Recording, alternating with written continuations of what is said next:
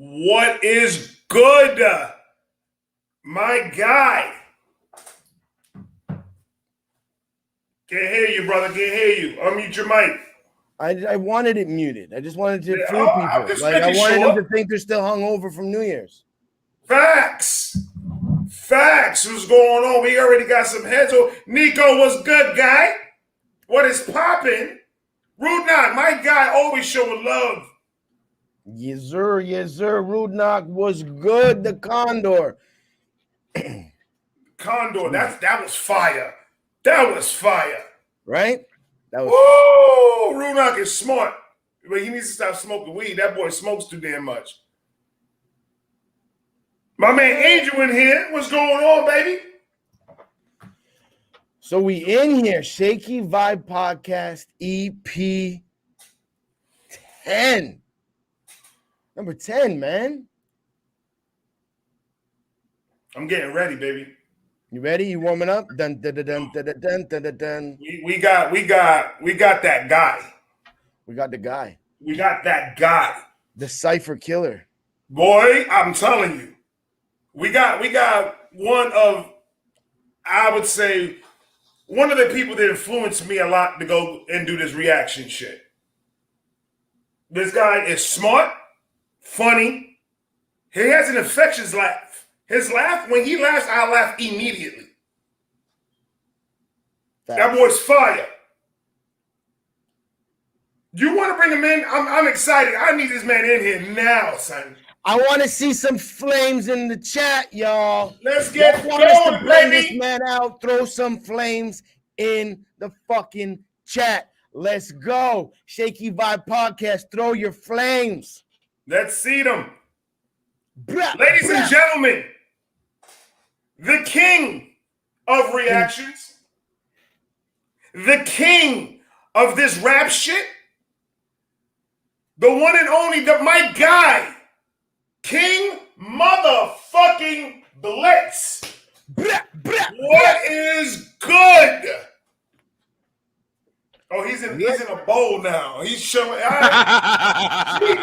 What's happening, man? That was a hell of an intro, man. I got you. I'm not gonna lie to you. I worked on that for about a week.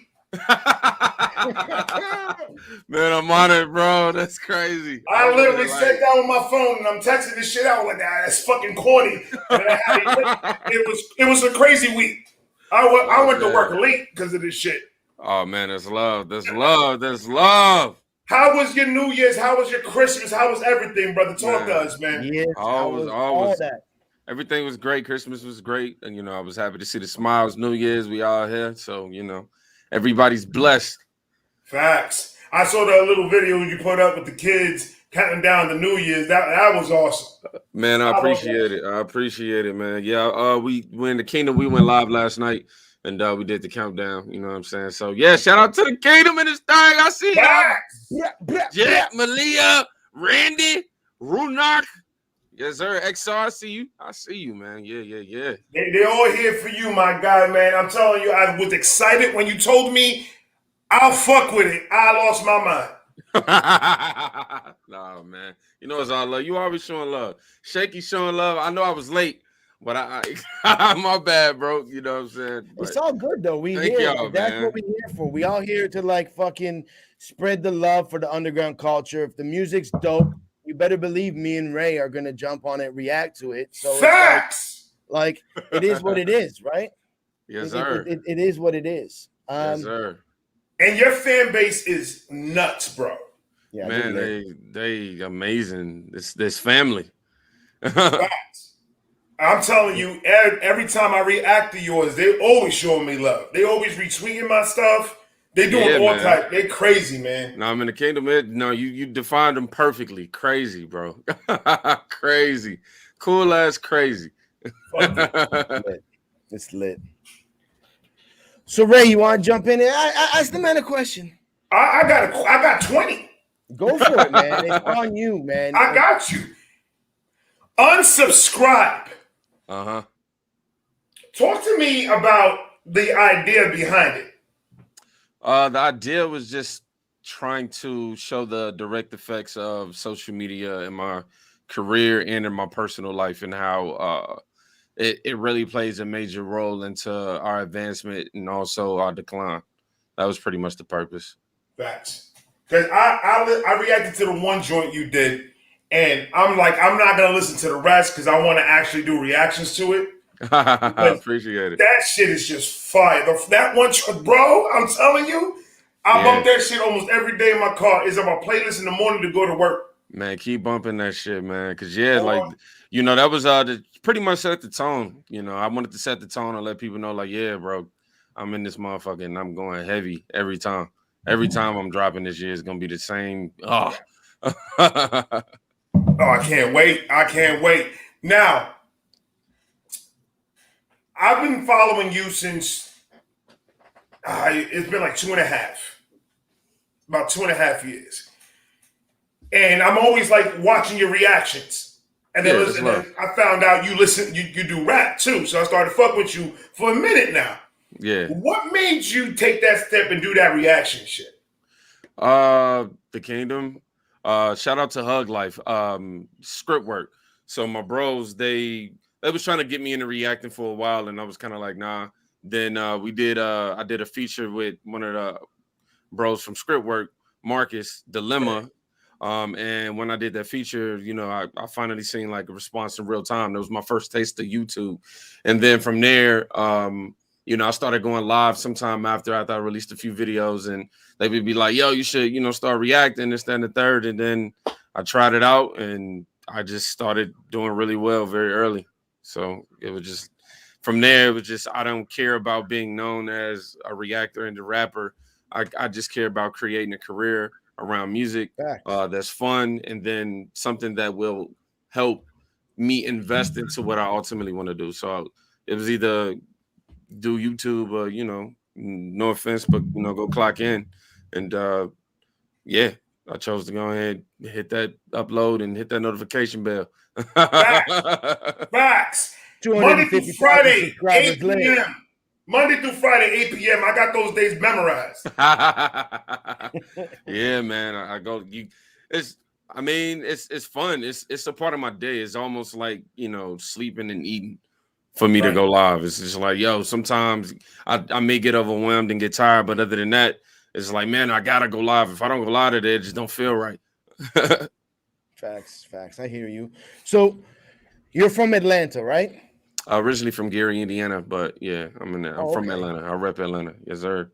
All right. So what's the come up like? What's the scene like in Atlanta? Because like for cats that don't know, hip hop and like writers and spitters, like Atlanta's like low key where it's at. Like, what is it like coming up in Atlanta? Low key, it's high key.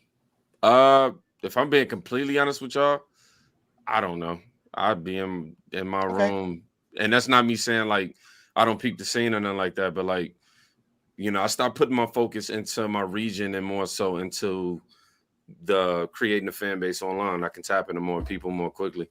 So for me, I don't know. Very early on, it was I definitely got ties in the city. I definitely kind of am aware of what's going on, but in terms of like the hip hop scene, I've always kind of just stayed in my little bubble, you know, and focus on your. I don't know. For me, it was just kind of like I can go on stage a million times and get 2 or 3 followers and people locally to kind of know me, or I can go online and keep pushing this and getting multiple people in real time, and then creating a demand for myself to be able to go on stage. So it's kind of that for me. Sure. All right, I feel that. We hear Shakey Vibe Podcast, episode 10, with your boy King Blitz. Yes, sir. Get your questions from the chat, y'all. Don't be shy. Throw your questions in the chat.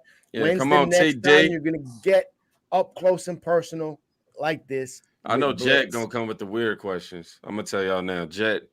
Like I know when I tell you, like, I don't even refer to my people as fans, like they family. I know Jet gonna come with something that's gonna throw everybody off. That's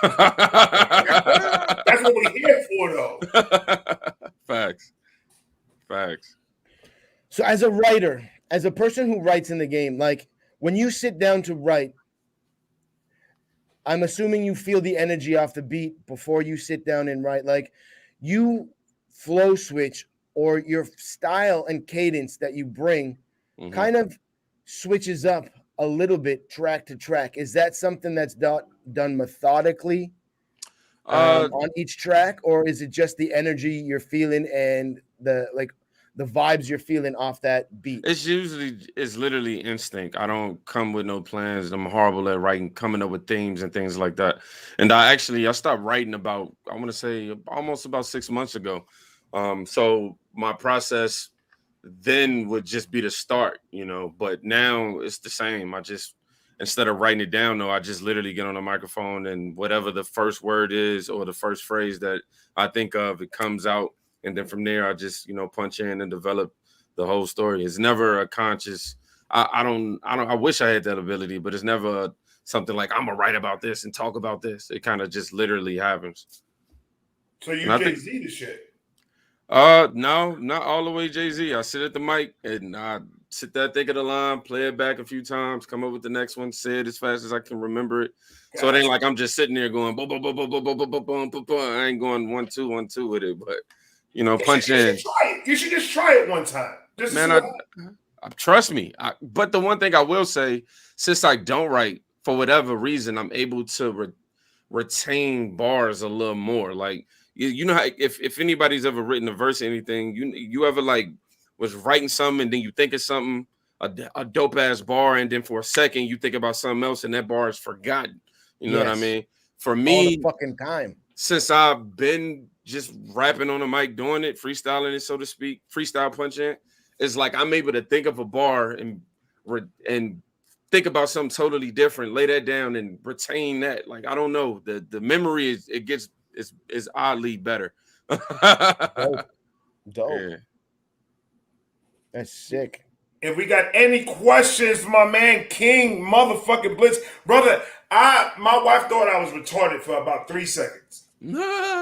Only 3 seconds for you. Only 3 seconds. You lucky. I was just you lucky. I was so excited for this interview because I was like, yo, dude, I need to sit down and we're not even that far from each other. Where you at? I'm in Florida. Oh man, you look too. You out there with the alligators and stuff. Y'all been seeing alligators and stuff? I'm from Brooklyn. I don't know nothing about no alligators. I stay at home. Alligators in the sewer in Brooklyn, though. Like, you got those New York, you got them sewer alligators. Yeah, they probably got those rats that will trip you and steal your fucking wallet. They got Ninja Turtles out there, bro. New York got Ninja Turtles, bro. We got my man TD Freelancer saying, King, what you smoking on tonight?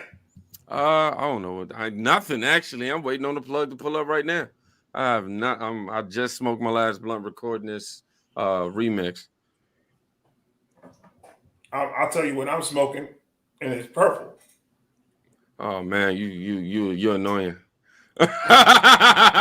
you just go advertise it like that, huh? Just as you said you got none, you're waiting for the plug. Man's like, I got the perp. Right, like yo. All I'm saying is, if you want some, I ain't that far, brother. Meet me halfway.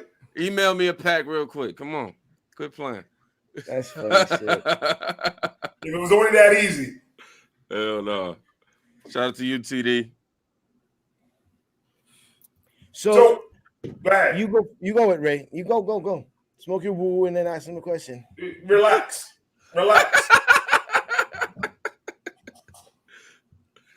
So as I said, you are one of my favorite reactors. Appreciate and that, a lot of the things that you do on your channel, I'm not gonna say I don't mimic, but I took away from. No, man, I appreciate that. I'm honored. I would hope that any people, the same way I do for other people, I take away from other creators the same way. So, yeah, it's all reverse engineering and influence. That's it. Well, that's a good word because you're a very big influence to me. Because I'm just like, when I started this, I didn't know what the fuck was gonna happen, and then I started seeing just regular ass dudes, just like you, No Life Shaq, just dudes just on the camera and just doing what you do, and I'm just like, fuck. I mean, I can do that a little bit, and but I want to say before we get on with the show, I just want to say thank you so much.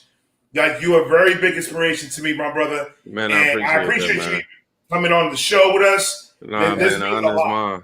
The honor is mine, man. I think, people in my position tend to forget, what's really going on. Without you, without everybody in here, I wouldn't be doing this. So your contribution to asking me to be here, man, is my honor, bro. It's a pleasure to be here, bro. For real. I got a question. You had mentioned that you produced the beat, but things never go as planned. Do you things never go as planned? You talking about the title track? Yeah. No, I didn't produce that. You didn't produce that one? Okay. Not that one. My bad. That track, from an artist perspective, when you listen to something, when you look at a painting or whatever it is, you can always interpret things your way. And that's the great thing about art. And what is that track about to you? Oh, it's just about, my siblings that I don't fuck with. That was it. That was just literally it.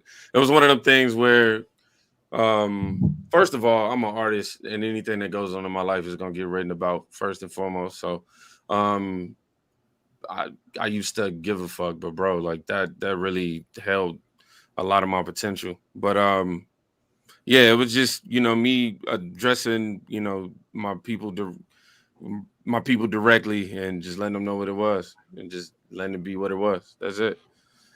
No sugarcoat, no subbing. Directly at your ass. Facts. Yeah. So when you go into an album, when you go into like, all right, I'm gonna start new. I'm gonna do an EP or whatever I'm gonna do. Do you have like certain writing techniques that you do? Not in the sense of, I know you say you didn't write, but do you go in there with a plan, or is it all just? It's literally all. Okay, so I put it truthfully, it's like the first 50% of the project is all pure 100% what happens. I have to start creating. I can't like go in and be like, I'm gonna make this type of sound. It's kind of like, yo, let me make like 4 or 5 songs, see what it's feeling like, see what vibe I'm carrying, and then from there it becomes a business, thing. All right, and creating ingredients. Okay, I got the steak, but I don't got the seasoning salt or the pepper with it. I need to get that, and then after that I need the frying pan. So I say all that to say I may be okay. I got too many deep songs. I need some with some bounce in it. Okay, I got too many songs that's talking about me. I need to tell a story. You know what I mean? Shit like that. That's how I kind of go into it. I don't really, and then the story just develops halfway through. I don't ever just say my name and my project is gonna be things never go as planned. It's just kind of like I'll start creating and I'm like, oh, okay, 7 tracks in. This sounds like some things never go as planned shit. So yeah. Now, how many kids do you have? 3. 3. 3 little demons. I went bald with 2.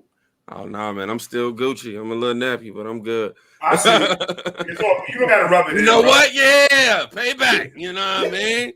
You know what I'm saying? We got a question from the homie Nico here. I'm gonna pull it up. That's the brother. He's asking, when are you gonna drop an open letter video? You a duck. I actually have that video sitting on my computer, and I just never dropped it. I don't know why. So to be honest with you, I didn't know all of my words at the time of shooting it, and I was in Boston, and I had to come back home. So when I played it back, I was like, I'm not. I just look like a Chinese movie, you know, and with English dub. I'm over there. So that's the reason why I never dropped, honestly. Man, but you're fired though, man. You should drop whatever you got in your computer now. I tell you what, I'll make it available to my patrons. Facts. You see how what he did right there? He's trying to make money. It's all good. No, it ain't about. It's about giving to the people who keep these lights on. I'm just messing with you, King. Nope. I ain't letting you do it. All right, fine. I ain't letting you do it. Look at the screen. You gonna keep going? That's about as far as my hairline gonna go. It ain't coming back. My fault. I'm messing with Jolly alone, bro. That's funny shit. So yeah, man, we here. Shakey Vibe Podcast episode 10. Shakey we got your Vibe. boy King Blitz in the house. Just says King Blitz microphone has issues. Yeah, is it really bad or what? No, you're fine. All right, cool. Yeah, I gotta get my shit together. Do you find it difficult? Like, how many times have you upgraded your studio stuff? Camera, mic, all that? Camera, I upgraded my camera 3 times over the course. It was 2 web cameras, and then, it was my cell phone camera, then my computer camera, and then I got this DSLR. And yeah, I've had this for about a little over a year, and I just learned how to use it. My shit used to be blurry. I'm like, bro, why my stuff so blurry? I got a DSLR, man. And then I learned about tuning the shutter speed. I'm like, oh. I have watched many YouTube tutorials to help me out. I'm saying though, right? Yeah, man. Yeah, I don't know. Some stuff I just got to learn the hard way. Try that. That is a fact. Now, you got a couple of other things. You went on Blindsight, his Cypher. Yeah. And I saw that on his track list that he put out. And I was like, oh, come on. That's just going to be fucking... Do you see the people on that? Yeah, man. That's what I said when I saw the lineup. When I saw that lineup, I was like, are you fucking kidding me? Really? Yeah, bro. Cyphers, you know, shout out to Crip. A lot of people know me from Cyphers. So, you know, one of the coldest, you know it. I think the first thing that I seen you was on one of Crip's freestyle. Oh, Cyphers. Yeah. Yeah, definitely, man. I got to give a huge shout out to Crip for putting me on that platform, man. That really made a lot of people aware of what the hell I do. What's the end goal for you? Like, what's the end goal? Like when you say like we here made it, like all like what's the end goal for King Blitz? Quite frankly, Tech 9 lifestyle. I just want to be able to tour regularly, release music at a consistent rate, and continue to, you know, feed this drive that's in me. You know, I just love doing music. And of course, you know, along the line, I definitely want to have my hand in many investments. I am a businessman, so definitely want to, you know, lock down some everything. I don't even want to define it. I just keep it vague for now. But yeah. Multiple cash revenue streams are like essential. But overall, I want to be able to live completely and solely off of my words. And like when you say like Tech, I'm assuming keeping it 100, keeping it independent, keeping it you, doing you, and grinding it, doing you, and do it like so. You own your masters, you own like it's you doing you for you, your family and fans. Okay, that's lit. That's dope. So, segueing from what you just said, what was it like performing and I'm here. What was it like That man said, "Fuck this show." What was it like performing with Tech? I didn't perform with him. Or at the concert. Yeah. What would you finna end that with? I'm sorry. So like when you got that text or you got that message, like explain to everybody in the chat, your fans, the peoples that fuck with you, just that euphoric moment that you had when it was like for real and then came to fruition. So Tech announced he was going on tour, and I had messaged him, and I was just like, "Yo, I see you coming to Atlanta. I'm gonna be there." And then he was just like, "Yo, I got you. Get your people, put them on the list. I get you in." I'm like, "All right." So I just arrived, got in. I seen everybody kill it. Maze. I seen ISO, Ritz. Man, everybody, bro. It was crazy. Jerry Robinson, and then Tech came on, and then he seen me and shouted me out on stage. I was like, but you asked what was going through my mind when he initially said, like, I got you. I was just like, whoa, I'm finna meet fucking Tech Nine. Like, before, I didn't know if I knew I was going backstage. I didn't care if he said it or not. I was gonna make my way back there somehow. But he said, that, and then he got on stage and he was just like, "Yo, King Blitz," after the show, and I was like, "Oh shit," Then a couple people walked up, wanted pictures, which I was like, "Oh shit, this is what it's like, huh?" And then went backstage, chopped there with ISO, for the good bit, and exchanged numbers, and Tech just told him he did an amazing show, and yeah, man, that was pretty much it. And I told him that I'm gonna be here soon, and he said I'm gonna hold you to it. And I was like, bro, all right. That's fucking dope. Yeah, that's dope. We got a question from Nico in the chat, real quick. Let me scroll back. Nico always comes with the crazy ass questions, man. The Equalizer 3, bro? What? Now that he teased it, the music video for Patience when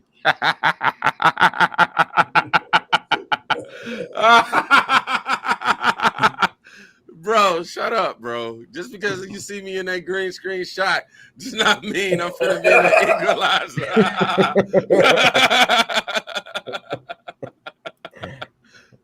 Nico, that's my bro, man. Nico needs to relax. That's what he needs to Nico, my yeah, but Nico always comes with them questions. So he always Nico's fire though, man. Nico is fire. Nico's a real one, for real though. No, for real, bro. For real. That's my bro, for real. He been with me from the beginning. Hip Hop Radar Underground has a question for my man. Mm-hmm. Do you have any plans to come to Cali? Man, so my goal this year is to be able to tour. So what I'm going to do is build my demand up as much as I possibly can. I'm going to be releasing damn near weekly. I don't give a damn how saturated it becomes. I just feel like I've proven myself, but I got to do it 25, 30 more times. And then after doing so, hopefully I can build up a big enough demand, maybe start small, do a 10-city tour.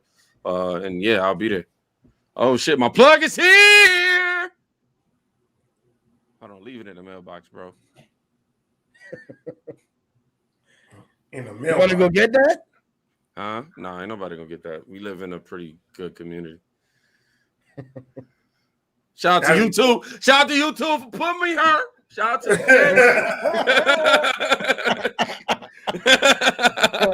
fucking funny, man. They're gonna give us a fucking strike in this motherfucker. Hell yeah. Nah, the community out there pretty cool. We know everybody. And plus, it would be stupid not to have cameras, right? I just got into my house right now, brother, and I'm just like, every time I still pull up in that motherfucker, I was like, yo, this shit is mine. Bro, it's crazy, bro. Like, I have a house, bro. Like, yo. That's crazy. Like 20 years ago when I was in Brooklyn, I'm never gonna get a house. I've been living in apartments my whole entire life. Man, same here. Nuts. Same here. Same Then here, we got bro. the Yes, then we we got all the know. custom in the Philippines, and it's like driving home. Like my house view, my view off of my second floor balcony and my rooftop is a live active volcano. So like when I sit there drinking my morning coffee, looking at it, it's just like, are you fucking a kid from fucking Toronto, Canada? Like I'd never expect to be living in the Philippines. Yeah, And then like so it's like fucking life, man. You never man, know this what's in store, life what's gonna come is your pretty way, and cool. yeah, you Because just two gotta years roll with the ago, man, I punches. was 2.5 years ago. I was a freelance engineer and producer, doing what I could. I used to bootleg whatever I could just to make money, man. Now, you know, everybody just comes to dead eye in the house now. So going with that, like as an artist, reactor, all of that stuff, a person on YouTube, like what's that feeling like when you hit that 100K and you're like, and that plaque arrived at your house? Ah, man, this Because that's a woo-ha moment of like that's vindication right there. Like that's tangible. That's I something don't in your fucking even, hand. You know what I bro. mean? That was I don't know. It was just like, yo, what I fucking did it. It was that's the way I can explain it. Like it was like I fucking did it moment because I had, at the time what felt like a lot of people counting against me. I was if I'm being quite frank, I was a lot of the trends I was setting kind of got bit off early. So I kind of got the low end of the stick a lot of the time. So that drove me to like want to keep getting there and getting there. I finally fucking did it, man. I had a hit list.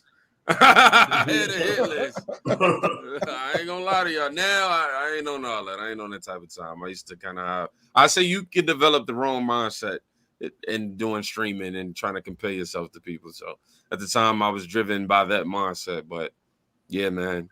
Now I can just say it's just beautiful, man, to be recognized in that way and to have as many people as I've had watch my videos and subscribe. But it also sucks because your people think you getting $100,000 check or something. Like, bro, no, this ain't how it work. No, but like to be like again, like me and Ray started reacting with a fraction of subscribe, just from the ground up, and seeing the people that we watch do reactions with the plaques on their wall, like that's just fuel for fire and kind of motivation. So definitely congrats on that for sure. Man, my biggest advice is just stay aggressive. I don't know. Your tongue was thinking about the mailbox. Right. and Nico even threw something in the chat for you there. Nico threw it in the chat for you too. I forgot what you asked me. So did I. I thought you retain information though, man. You're not supposed to forget. Oh, it wasn't your information, it was mine. His brain is in that mailbox, brother. Nothing that you're saying matters right now.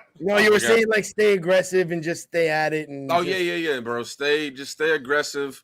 Subscribe to a lot of big channels. Look, like I tell everybody, oh man, you need to react to more independent artists more. You need to show love to the community. I'm like, yeah, that's all good, and I definitely do when I can. However, this is also a business, man. It ain't that I don't have love for you. If I don't respect you, I don't, I wouldn't show love to you. It's just like, hey, man, this is what's gonna drive the viewers and subscribers, and this is what's gonna create my base big enough to where when I do react to your shit, people are actually gonna come and go off of my word to go at least check it out.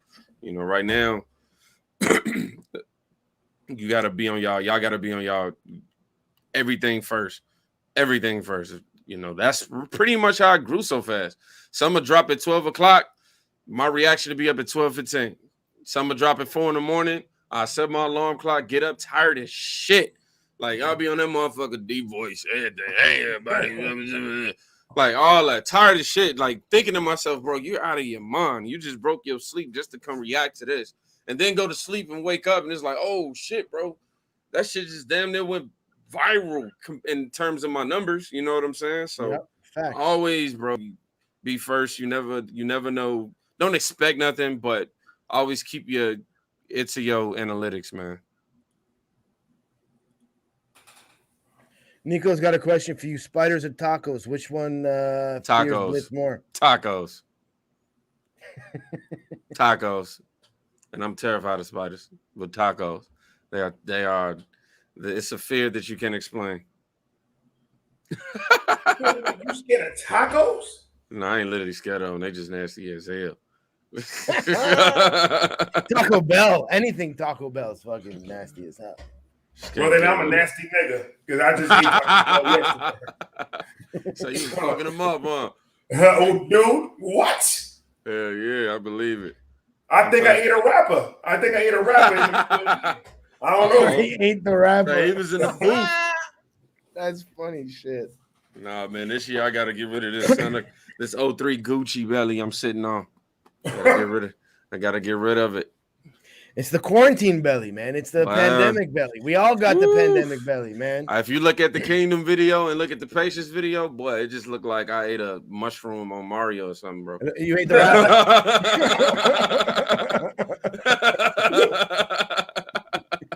Now, speaking of the pandemic, like, how did the pandemic affect you any? Like, financially? Or did it help you? Financially, it was the best shit ever.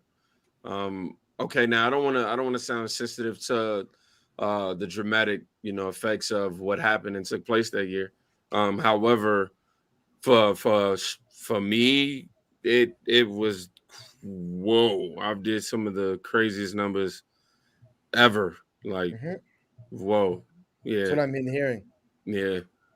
So you're one of the ones that were fortunate. You were fortunate enough where you were already doing something prior to that, and you just put more emphasis in it. And with everybody in their living rooms, everybody working from home, they have that much more time to stream, watch, binge watch, this, that, the other, where like some people went bankrupt, lost their businesses. Some people had to shift focus from music and YouTube and shit because they had crises all over the fucking place. So you were one of the ones that were fortunate enough where you could actually bank when everybody's fucking cashing in their fucking stocks, bonds, Bitcoin, whatever they had investment, you're banking. And like, kudos to you, man. Good for you on that for sure. Yeah, I mean, shit, I ain't rich yet, but we working on it. When they get they release all these goddamn claims.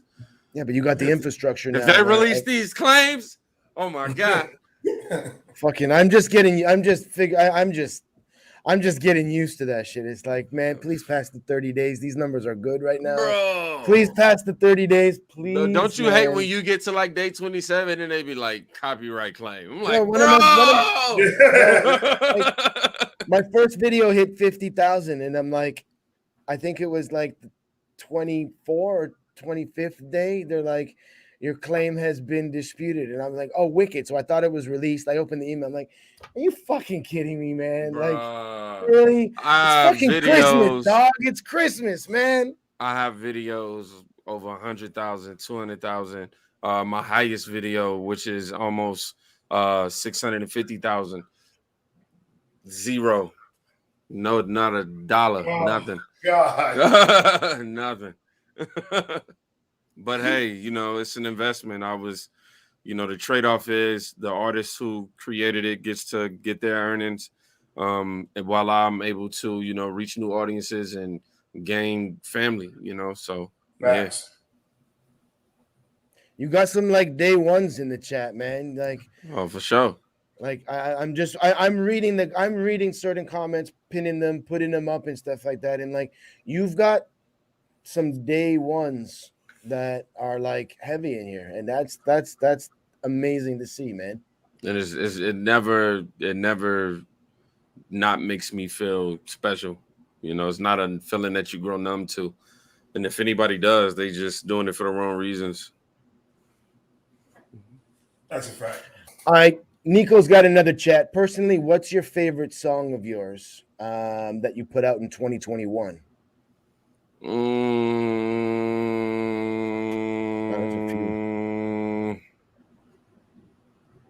I really, really, really, really love At Night. I don't know why. I love strings, and I like sometimes the beat getting away from me. That's why you're gonna hear a lot of music in the future with absolutely no percussion. So I mean, but not like beats, the but like the one I talked about not too long ago, like yeah. a stripped down version. And like in my reaction, I'm like, it's just you're the emphasis, not the beat. Yeah, I try to I don't know. For some reason I'm big on feeling. I'm very emotional with my music, you know, even when creating, you know, I literally feel it. It's not something that I'm just saying. That's why I think the passion in my voice derives. I think that's where the passion in my voice derives from. You know, so yeah. King's laugh is so contagious. It sure fucking is. Uh, It really is though. my Like laugh is fake. I've been faking it the whole time. I laugh like that's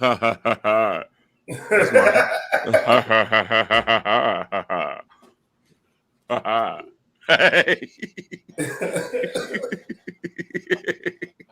Yo, dude, seriously, when you're editing this shit, clip that one section that he just did and send it to me. That's gonna be my intro music in my video. it's just be funny when people like, bro, you're just being so dramatic. You need to stop laughing like that. I can tell it's fake. I'm just like, bro, if you really knew, it gets worse than this. Yeah, I can't. We I used to got be a question from Silent Storm. He asked this question to every person we had up here. Chester Chester Checkers because they got some good fries. Chess don't provide no food. I don't know how to play that shit.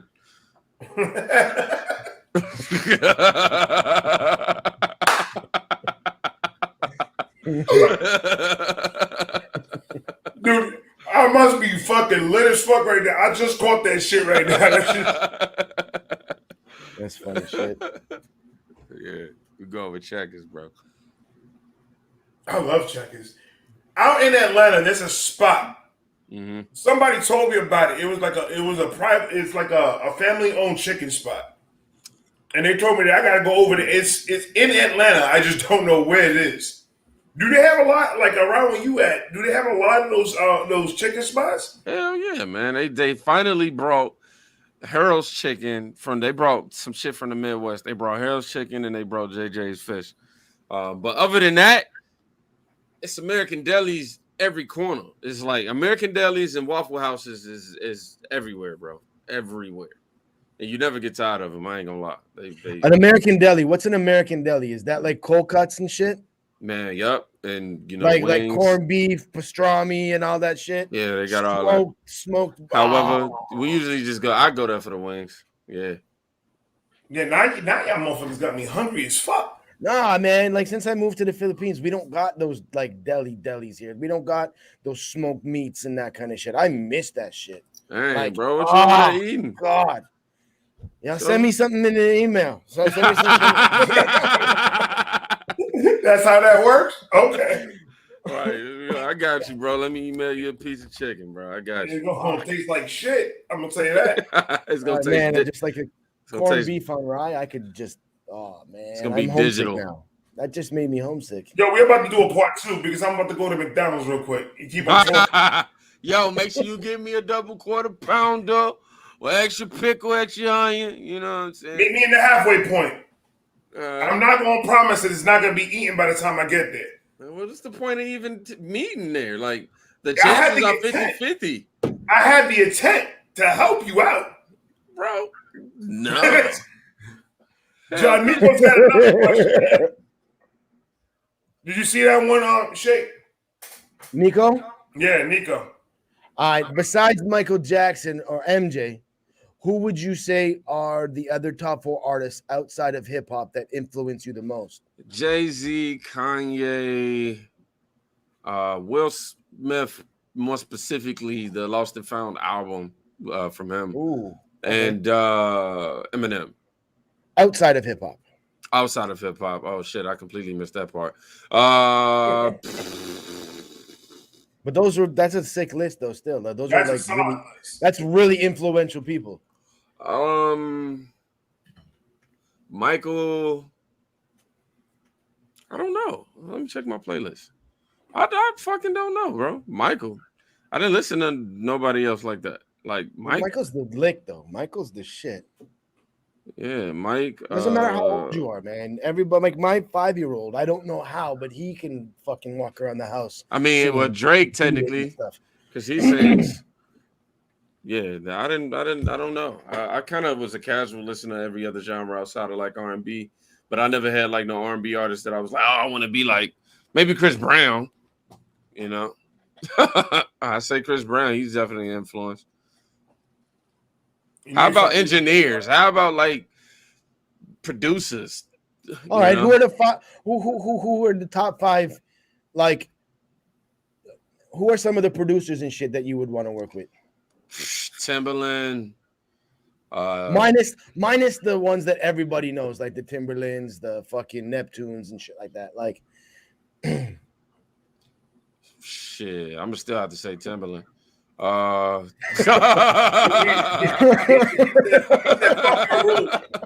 your rules. I'm gonna say what I want. Fuck you, Shakes. I'm saying Timberland. It's fair. Tim. Who else? Wavy Beats. Who else has influenced me? My homie Jay Psalms. Well, his name is Psalms. The J is silent, but I've been calling him that forever. He's gonna see this and go, but yeah, I would say them. Damn, I was gonna say Hit Boy and all that, but yeah. I'm gonna leave it at that. How about that? And myself. That's the Kanye thing to do. That's the Kanye thing to do. You're allowed to do that. How do you produce for yourself? Like on a lot of your shit, most of your shit, for the common listener, the people that might not necessarily know. Yeah, I definitely. It wasn't. These last couple of projects have been the least amount of production I've ever done for myself. Like, things never go as planned. I believe I produced a little bit over half, maybe 6 or 7 songs. On the EP, I only produced 2 songs out of 5. So, but yeah, I'm normally producing a lot of my shit. That's dope. It was kind of mixing and mastering and stuff. Difficult, like when you produce when you don't write, but when you produce everything and put everything together, do you find it difficult? You doing everything on it? No, it all kind of works as one. Like my voice is kind of like the instrument. That's kind of why I developed flows, because I didn't want my shit to just be such and such and such and such, such and such and such and such. I was like, I'm from the Midwest. I like rapping, tongue twisty, fast, but I don't like rapping the whole song like that. So I was like, well, maybe I could slow it down, speed it up, give you variation and do shit like that. So I just look at the bass drum the same way I look at counts when I'm rapping. So I kind of literally do it all together. Like I'll be making a beat, and before I even drop percussion, I sit there and start coming up with whatever's popping up in my head. Get all the way to like the hook from there. Damn, I just realized I literally do it all at once, because then after I rap, I start creating instruments to kind of build around my vocals. Kind of creating tension in the song and shit like that. So yeah, I literally just produce it all. I treat it just like an instrument. I said that like 5 times, but yeah. Damn, that's crazy. We got another question from Nico here. Nico's coming with the heat today. Of all the ciphers that you've done, which one was the hardest for you to write, and which one was the easiest? The hardest was, what was the second cipher I did? What was the second cipher? It was whatever. The hardest was the second one after I did Crips, because I kind of felt like it was pressure. But the easiest probably would be Crips. Wow. Because it was kind of like, I got on there and I was like, yo, I know everybody's gonna try to do the fast rapping and shit. I just want to show, I don't want to put myself in a box. So I'm gonna just go off of instinct. I'm not trying to sit here and impress you. That wasn't my goal. My goal was just to be like, yo, this is me, and this is what the fuck I do, regardless of how hard everybody else verse is. You gonna hear what I'm saying. You know what I mean? So that was just my approach for that. And after that, it was just like, oh shit, they know me for this verse now. I gotta make sure I'm up to par. You gotta one up it. Yeah. Dude, you literally, and I don't remember which cipher of yours it was, that you were in. Like I've done like 3 or 4 of them that I've reacted to, and you literally put me on blast in the middle of my reaction because I literally said, "Oh, everybody was double timing it and coming with the flow switching, the double and triple entendres." And I'm like, I literally said mid reaction, "Oh, here comes King Blitz. Get ready for the mind fuck. He's gonna double time like crazy." Press play, and you murdered the verse, and you did flow switch. Yeah, but it was like the first time on a track that I didn't hear you at that time, double time. yeah. And like my reactions are real. I'm not gonna stop it and fucking redo it. I'm just like, Right. I'm just like, hopefully nobody catches it. Hopefully nobody catches it. Nah, man, I'm definitely Please don't about call to me be. out in the comments. Please I'm don't about call to me out in the be. comments. I'm about to go watch them all. And then like the next one, it was like that's where I seen the artist in you, in the sense that like every verse that you dropped in Cyphers and on different tracks, just like you just said, going back to what you just said, you're not generic.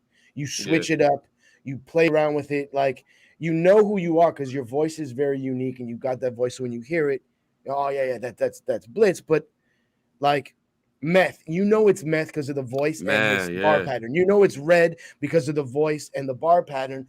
That's their flow, that's their style. But like they can be generic because they're fucking insane. It's Meth and Red. But like to be able to switch up the flow as much as you do from a writer's perspective, it's fucking hard, man. Right, man. It takes talent, it takes skill to be able to do that. You know, I just always wanted to. I just like Jay-Z, for instance. He was just so witty, you know. So he's just so witty. Like bars are one thing, but his wittiness is crazy. Right. So for me, I was like, yo, I want to be witty. And then I'm listening to like, you know, a Twista or Eminem, and I'm like, yo, they can fast rap, and I can, or Ludacris too. And I'm like, yo, I can do that too. So I'm like, yo, I want to do both. But how do I do both? People don't do that, you know. So then that's when I'm just like, bro, let me kind of learn how to get you over here, then swing you over here, then bring you right here, but make it all, you know, cohesive. Well, switching's hard, man, especially mid verse. Yeah, because like if your transitions ain't on point, people gonna hear that shit. My mind is kind of geared towards it now. It's I don't even think about it, you know. Now coming from a music background, because your mother and your father were in music, right? Yeah, my father, my mother they had a group called Unity. It was a gospel singing group. My father, he's a guitarist and a producer. My mom, she's a writer and a singer. And yeah, just to see them perform at church, and it was just electrifying, man. I miss those days. Just, you know, seeing my parents on the stage and people just wilding out. That's sick. You know, that was amazing. Awesome. Mm-hmm. That's awesome. Now, that's needless to say, they're very supportive about what you're doing with what you're doing, right? Yeah, now. Yeah, very. I mean, not saying that they was never supportive, but you know, that's my mom calling me now. Not saying that they was never supportive or anything, but it's kind of like, you know, us. We grew up listening to a certain type of music, and then you had kids, and then they start listening to all this other stuff. You're like, what is this? So it's kind of like that first, you know, like, yo, what is, okay, all right, and then you prove yourself, and they're like, oh, yeah, this is my son, y'all. He do this. You know? So, yeah, that's funny shit. Yeah, he said King Blitz is on the top of new drops like White Rock. Man, Jed is over here freestyling in the chat. What'd he say? He said King Blitz on top of new drops like white on rice. Oh, on this game with every aspect, man. I'm glad it's perceived. So I'm over here going. I'm going crazy when that screen is off, with the headaches of I need to do this and do that and do this and do that and do this. I'm sure y'all can relate. You need to hire yourself a secretary, man. I definitely have a team now. An assistant. Yeah, I have a team now, man. Shout out to my people. They definitely helping me alleviate this work. We all just kind of getting a feel for each other. These are people that I've known my whole life. However, may not necessarily be have the most experience in certain positions, but they have the most, you know, they have a whole lot of support, the most amount of patience and willingness to want to help, and sacrifice their time and energy to see me, do what I do. And then also I told them shit, man, if we do everything right, I can make everybody some money. You know what I mean? Come on, I can rap, okay? You know what I'm saying? For real though, man. But you got to surround yourself with the right people, man. Definitely. You got to. Big Kahuna's in the house saying congrats on the new album. Every track is a banger, but the track with Gatsby is straight fire. Man, but you see how he said Gatsby. It also features the Wayne. I will agree with you, Big Kahuna, without you saying it. Gatsby fucking murdered that. If I can take that back, I will redo my verse. But he fucking murdered. Damn! He fucking murdered that. He murdered it, man. Gatsby's sick with it, though. Look, and then not only did he murder it, but he sent the verse back. I want to say it couldn't have been no more than an hour or an hour and a half. Literally, I was like, yo, I want you to hop on this.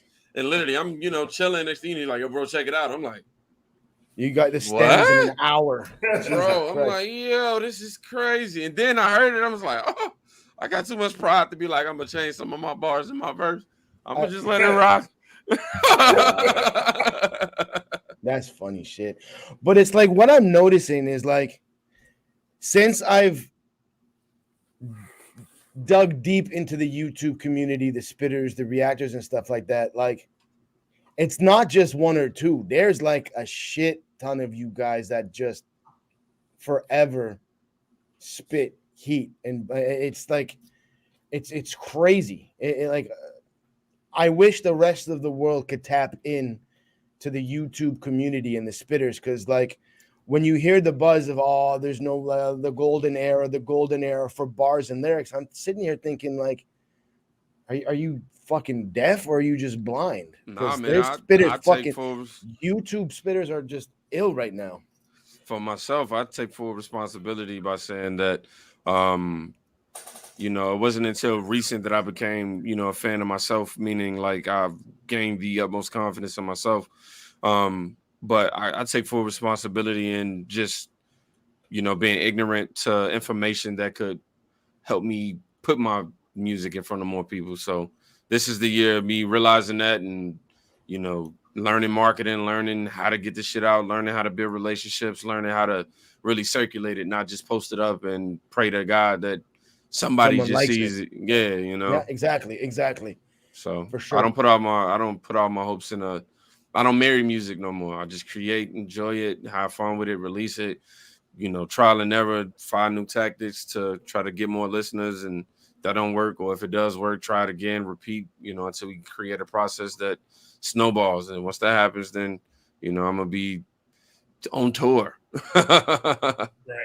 Facts. Yeah. Well, now the world's finally opening back up to allow the tours to fucking start. I don't know, because that Omicron got like North America like pretty scared right now. Like over here, it's non-existent, and like life is fucking. Man, I'm gonna be doing hologram concerts. Y'all can be taking pictures with the hologram version of me. That's smart shit, yo.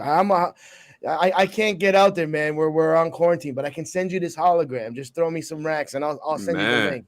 You can download the link. Are you playing? That's a very, very, very good marketing idea. You need to, you that's your idea, not mine. I'm not. Hey, I don't want to take credit. I'll take credit. That's all you there, man. That's all. That's fucking genius. You need to patent that shit ASAP. Just the idea that no one can come out with that idea. Bro, you're not lying, because I'm thinking like, the future is moving pretty heavy. I can see in the next 4 or 5 years it being you've been able to have concerts like portable somehow. Dude, you could do 3 shows in one night at the same time. Yeah, man. You could be in Hong Kong. I can do a show in Hawaii, and you could be in Atlanta at the same time. You know what? We're going to develop the technology the same way that Snapchat has it, to where you can like place, a figure on like a couch or something and move the camera around, but that figure's still there in a cartoon fashion. Imagine if we were able to kind of create a VR experience with the artist, to where, of course you can pinpoint me in a point in the room, but I'm holographically in your room, in your living room performing. That'll be some shit. That's Some real shit. crazy. We got a question up in here from Angel in the chat. Blitz, are you gonna be on that new SFJ cipher? Probably not. I don't have a personal relationship with Screw or anything like that, so I'm pretty sure I'm not gonna be on there. Much love to everybody though, man. I know they're gonna fucking kill it. Now these ciphers that comes out on YouTube, these YouTube ciphers that come out, it's just I listen to it. And a couple of years ago, I was like stuck in my own type of music and nobody's gonna tell me shit. I'm like, I'm gonna listen to Eminem from the beginning to the end of my day, and nobody's gonna tell me nothing. Right. And then I'm starting to listen to like YouTube ciphers. I started getting into reactions, and then the ciphers with the reactors that I know, and then I'm started seeing that shit, and I'm just like, why aren't these motherfuckers making like $1 million fucking dollars per person? That's what I'm saying, though. That's what I'm saying, though. I wish one day. That's what I'm saying. Because my shit is like lyrics, bars, schemes. See, but for me, my mind frame on YouTube was to.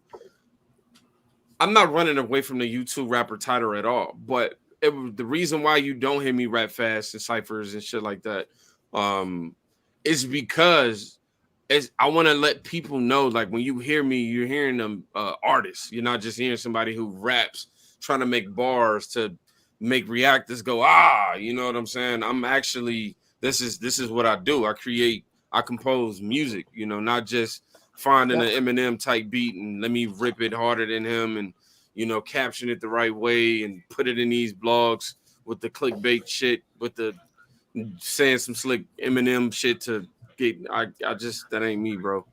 Okay, you know, that's fucking straight to the point. But it's true though. I get that.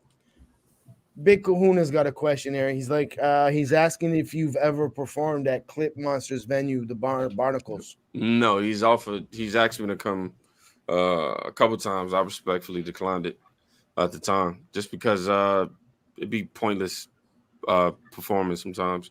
And I say that only because when you know your market and you know the type of people that's gonna receive your message, the audience and target market.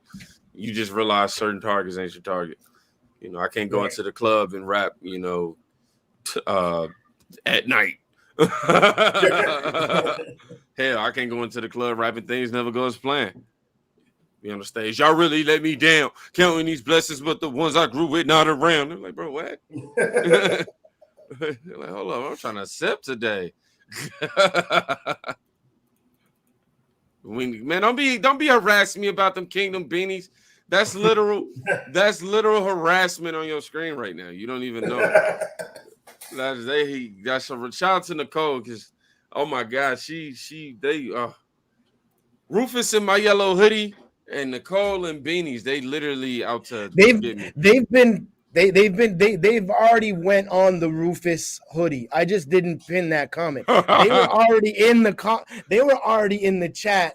We're ready to know all your business, like brother. A half an hour ago about that shit. Like they were already on that. Rufus, bro, where's my yellow hoodie? He liked that hoodie I wore in the Kingdom video, and he keep asking me, yo, where you get it from?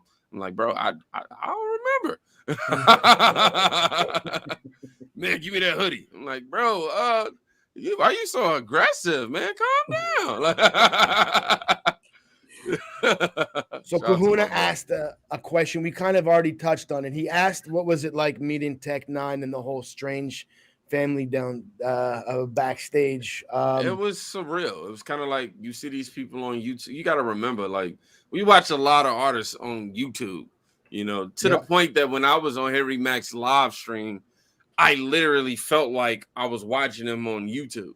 So I'm saying that to say, when I'm seeing Tech Nine and ISO them, it was kind of like, whoa, y'all actually are human. Like, you actually, you really do exist. Like, you know, I think for me, it was a feeling of,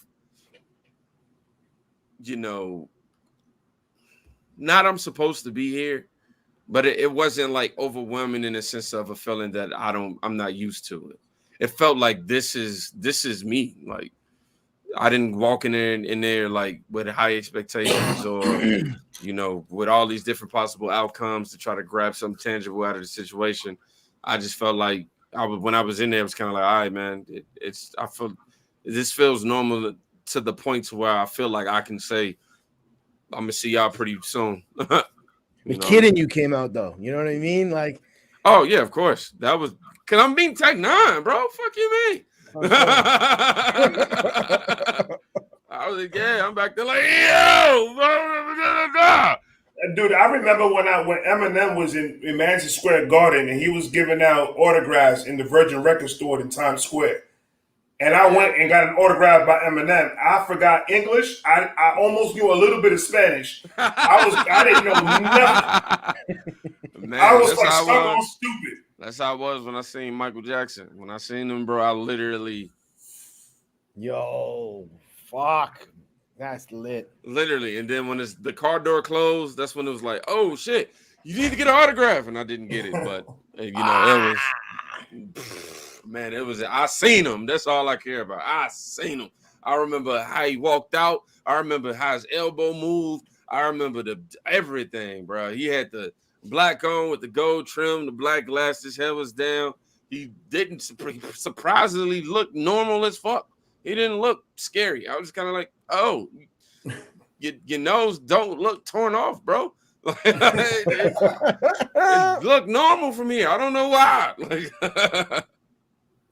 So Nico's throwing something in here. He's like, yeah, but you can go to the club and rap No Love and both part 1 and part 2 of a sip through.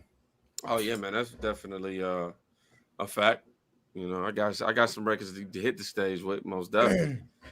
However, people who like Moneybagg Nico Yo just wants you to get on stage. Nico wants. Man, when I get on stage, bro, I'm coming. Trust me, I do this. I fucking like, bro. Then you got to give me some time to get my breath up. I still got the 03 Gucci. Like, I need at least 3 months, bro, to get this window. Cats don't realize that shit though. Like they I really promise don't, you, man. You start going out and you start touring and doing your thing. If you come to Florida, I'm gonna be there in the front row with an "I Love the Kingdom" shirt. I promise you. Man, shit. You getting in that thing for the free ski. I better. I'm gonna just make your night. I'm gonna fuck you up with your wife. I'm gonna be like, yeah, but I'm only getting in you free. Everybody else you got to pay for. Then she gonna be, why the fuck? Yeah. Trust me, I know that would cause some static with my wife. So I just got to give Vibe reactions to do your intro to the stage. Of course. Shit, he might have to come on tour. Come on, man. All I need is a pack of Newports and a 6-pack of Coronas, nigga. That's my payment. Start DJing. You there? Cats don't realize that standing in the studio, spitting your shit, whether you're standing up, sitting down, you got that little bit of energy, to performing in front of a crowd. Different.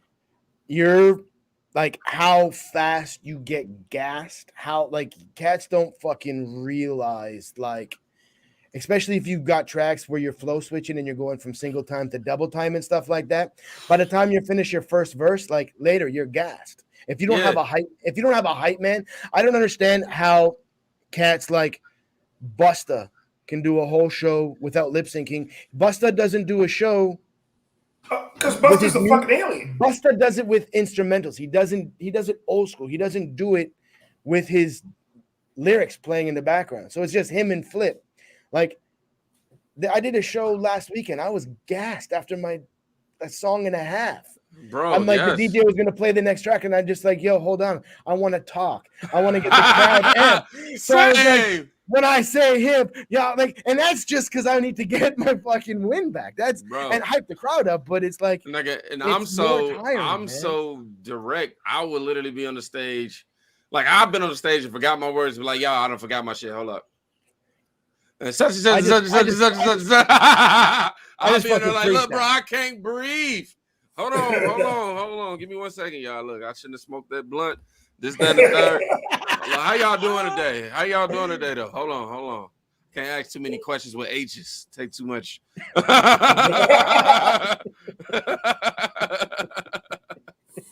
Yeah, man. I mean, shout out to being a reactor because that definitely taught me how to improvise. No, fucking right. Like, if you just gotta freestyle the rest of your verse. Cats that don't know your tracks don't know you fucked up. It's when you Hell to stop, no. they know you fucked up. Hell yeah. Just don't stop. I freestyled a few times, but it was one in particular time, like at the Hot Red show. It was like the last 4 bars. I was trying so hard. Then by the third bar, I was like, man, fuck that shit. We can wait for the hook. Just give me some water. But I remember them laughing, you know. I think for me, it's just, I'm very big on just this. I don't care about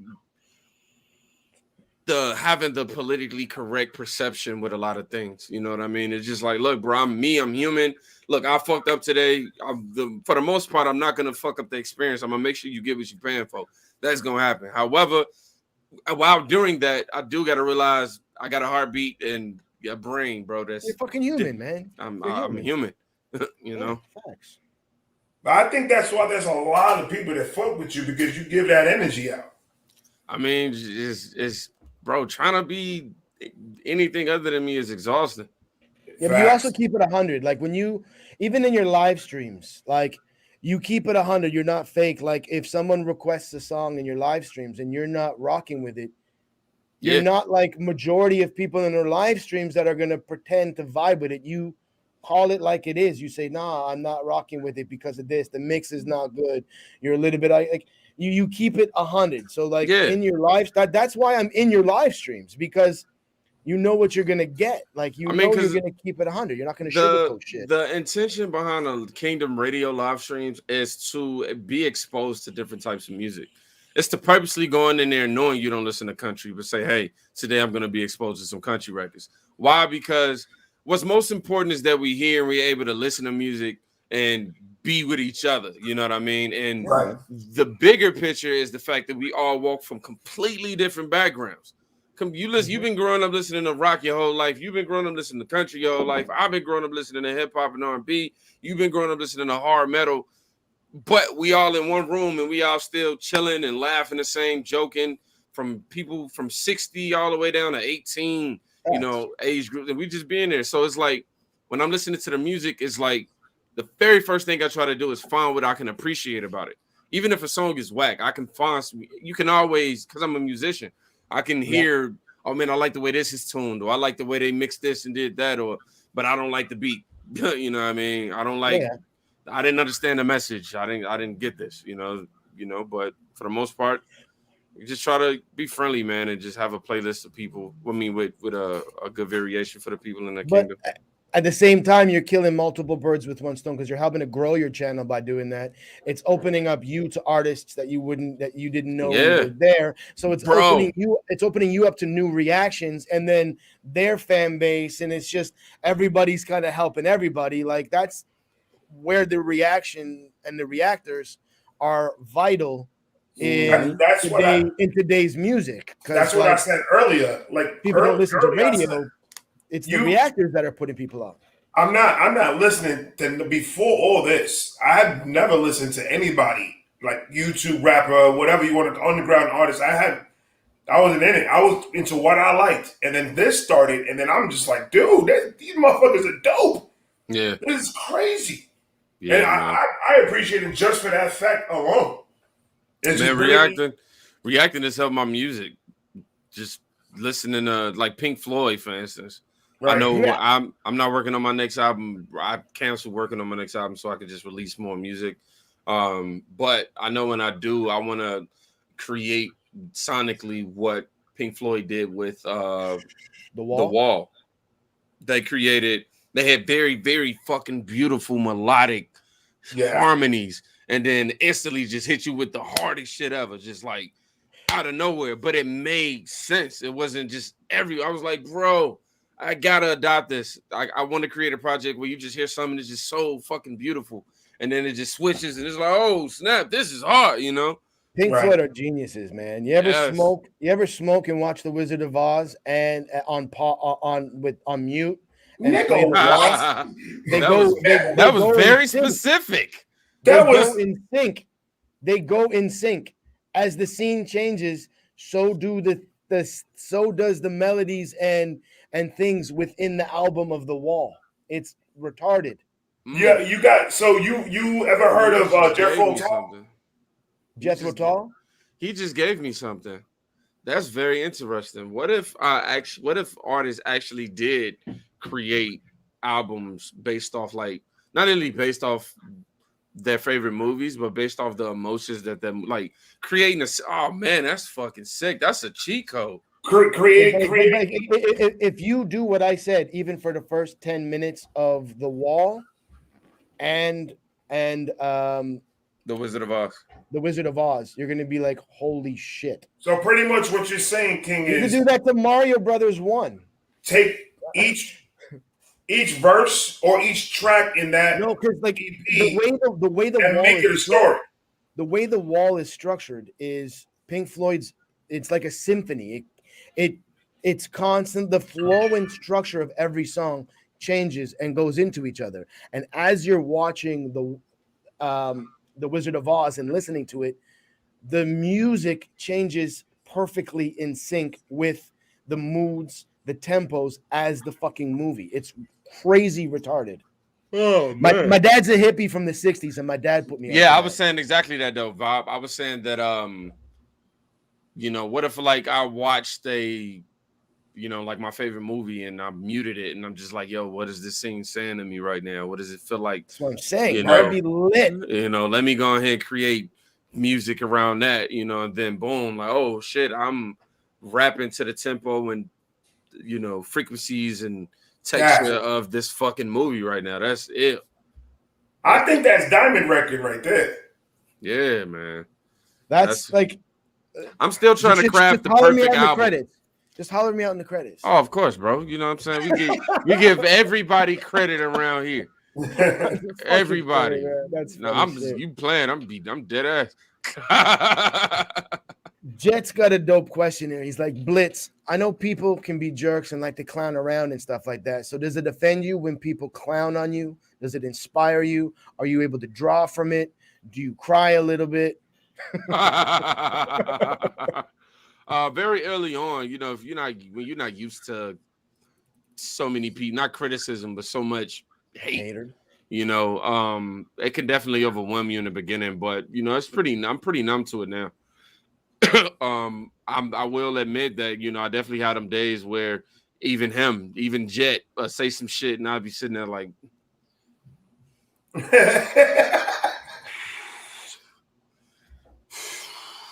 but you get over it. I just feel like if I can't take these comments now, imagine if I'm in the wrong profession. I'd be naive to let that consume me. Right. Does it inspire me? For sure. I mean, every now and again, somebody may say something that be like, "Oh man, that one hit home." You know what? Fuck you in the next verse. I got you. Facts, man. Like facts. I dropped a 3-minute off the top freestyle the other day, and it was all I was pissed off and mad, and it was just pent up energy from getting. I know it, nigga. I know you said you wasn't. You lying piece of shit. I know it. Literal pent up energy from like getting like fucking 50 fuck yous in my DMs from haters on the videos and shit that I do. That it's like, I'm not gonna give you the cred of calling you out because like I am. With your 5 subs and like blah blah blah, and it's not about that, but it's like no, every now and again, you want them to every now and again. Look, I will just say this: we because y'all, I feel like y'all the same. We can see a whole bunch of shit, you know what I mean? But it be that one day that you just got Tom. It be that one day, and somebody say some shit at that wrong time, and you just like. Yo, that one day, there was one day I went on to Vibe's fucking Instagram and I just started fucking battling this one fucking troll literally in his IG. Then I was just like, yo, what are you doing, man? You gotta watch the image. What are you, bro, I'm guilty too. I'm guilty. I promise. It'd be like 5 comments in. I'd be like, bro, I can't be out. I gotta stop this. I'm not 15 anymore, man. But it's like, man, it's just like people will just look at it and be like, yo, what the fuck? This guy's a piece of shit. But it's just like you're the 10,000th fucking person, and it's just That's it. The kettle boiled. Yeah. I don't got a beat playing right now. I'm not gonna freestyle and I'm not gonna write it. Fuck you, motherfucker. Fucker, yes. That's what I told one of my I don't know if he's even a subscriber. I just think he was just talking shit. He came at me. I was having a shitty ass day at work. It sucked. I did not want to be at all. And I came and I saw the comment on my lunch. And I'm looking at it, I'm like, fuck you mean I'm too loud? and I'm gonna tell you this, it triggered the shit out of me. Right. Just because I just wasn't having a good day. Right. So I told him, I was like, if I'm too fucking loud, why didn't you just turn off the goddamn fucking video then? Bro, that's what I be. That be the part where I be like, bro, it's clearly hate. It's not criticism. Let's not try to your truth and my truth. It's the truth. It's fucking It's not criticism. It's hate because if I'm watching a TV show on TV and I'm like, not interested, or this is annoying, or this is bothering me, I just go bloop. And I'm done. Facts. Ain't nothing else. Ain't nothing. I don't want to criticize it because I already don't enjoy it. Ain't nothing to criticize. What my 2 cents need to be in there for? So when somebody watches the video and then goes, you know what? I'm gonna let him know how stupid he is. It's like, and then click the sub and the bell so they can clown in the next fucking video. Man, I'll be with it. It's counting as a view. Yep, I'll take it. It is, but at the same time, get the fuck out of here. Dude, I have fun with them, dude. I have so much fun throughout my day with these idiots that are on there. It's not even funny. Sometimes I attack them. I'm with Shakes. I troll. Me and my homies troll each other. Me and my boys will troll each other. I don't need to troll some dude in his boxers on his couch trolling like my channel. Don't give me that. But that's the worst, right? That's what stops me in my tracks sometimes. Because I'll be like, man, you motherfucker. I was like, wait, bro, this could be somebody chilling with their mama right now, bro. Asking for a bike for their birthday right now, bro. And I'm over here. It could be a 10-year-old just being like a little dick when you're playing Call of Duty with no mic, and it's a fucking 10-year-old. I hate you, motherfucker. And you're yelling at an 8-year-old. I'm ready to pull up on Twitch. Fuck them 10-year-olds. I'm not gonna go on like that. I'm done with all of them. Right. Andrea's got a dope question here. She's like, what's your writing process? Do you do it in stages? Do you write the hook first? No, I don't write. It's rare, very rare that I, start with the hook, but I just literally go on the mic and the very first phrase that pops up in my head that I feel like gels with the emotion of what I'm trying to start off with, I literally just start from there and just go. I don't be like, I'm gonna talk about this. I just do it. It's one of them. It's the one thing that makes me realize that, this is bigger than me, because sometimes I don't know where this should be coming from. Having a whole cohesive story without thinking about it practically, without thinking about it consciously, but I'm on topic with it throughout. It amazes me, man. And I say that humbly. I'm not saying that in no kudos to me. I literally sitting back like, bro, I didn't even know I did that. I didn't even know this connected with this until Ray reacted to it. And I'm like, oh shit, I didn't even know I did that. That's crazy. Yeah, I have some of those moments, man. Bro, yeah.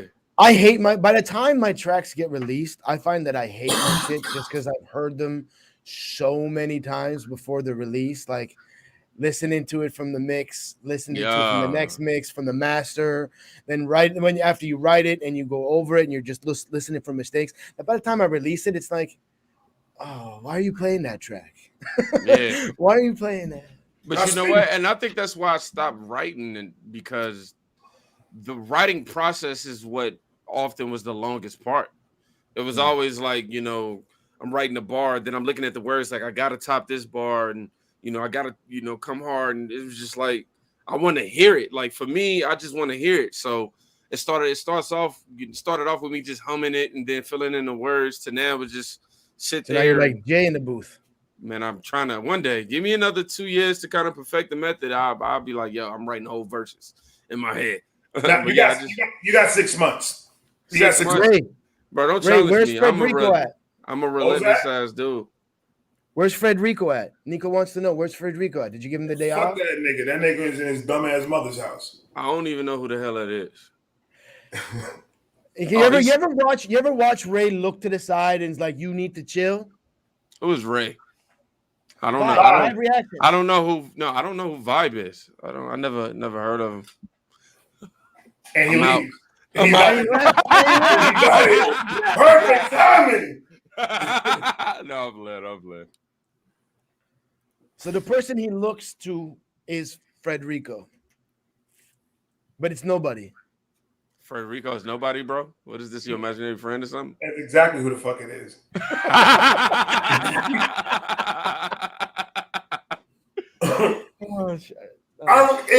don't know why I do that. I just like talk to the side on my videos, and You do. I've had everybody ask me, "Yo, who the fuck are you talking to?" Bro, you know what?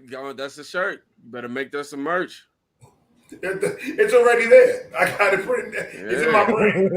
Yeah, man. That's funny. I actually made a freaking image of him. Now he's in my videos. He pops up in the beginning of my videos. He says hello to the Vibe Gang. He does all that. He's an ugly motherfucker. Man, It's shout like- out to the vibes, the vibrations. Kahuna in the house. Kahuna. How is Crypt in person, Blitz, and does Mama Crip really have the best wings at the cookout?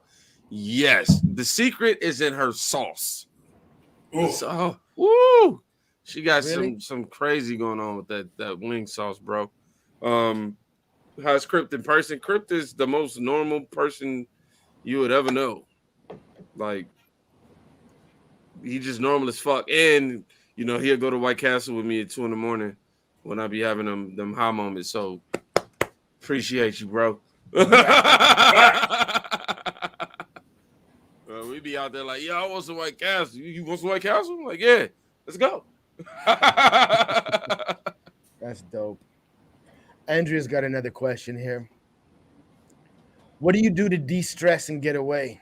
Where's your happy place? What's your happy place? Sitting in my living room and watching my kids get on my nerves.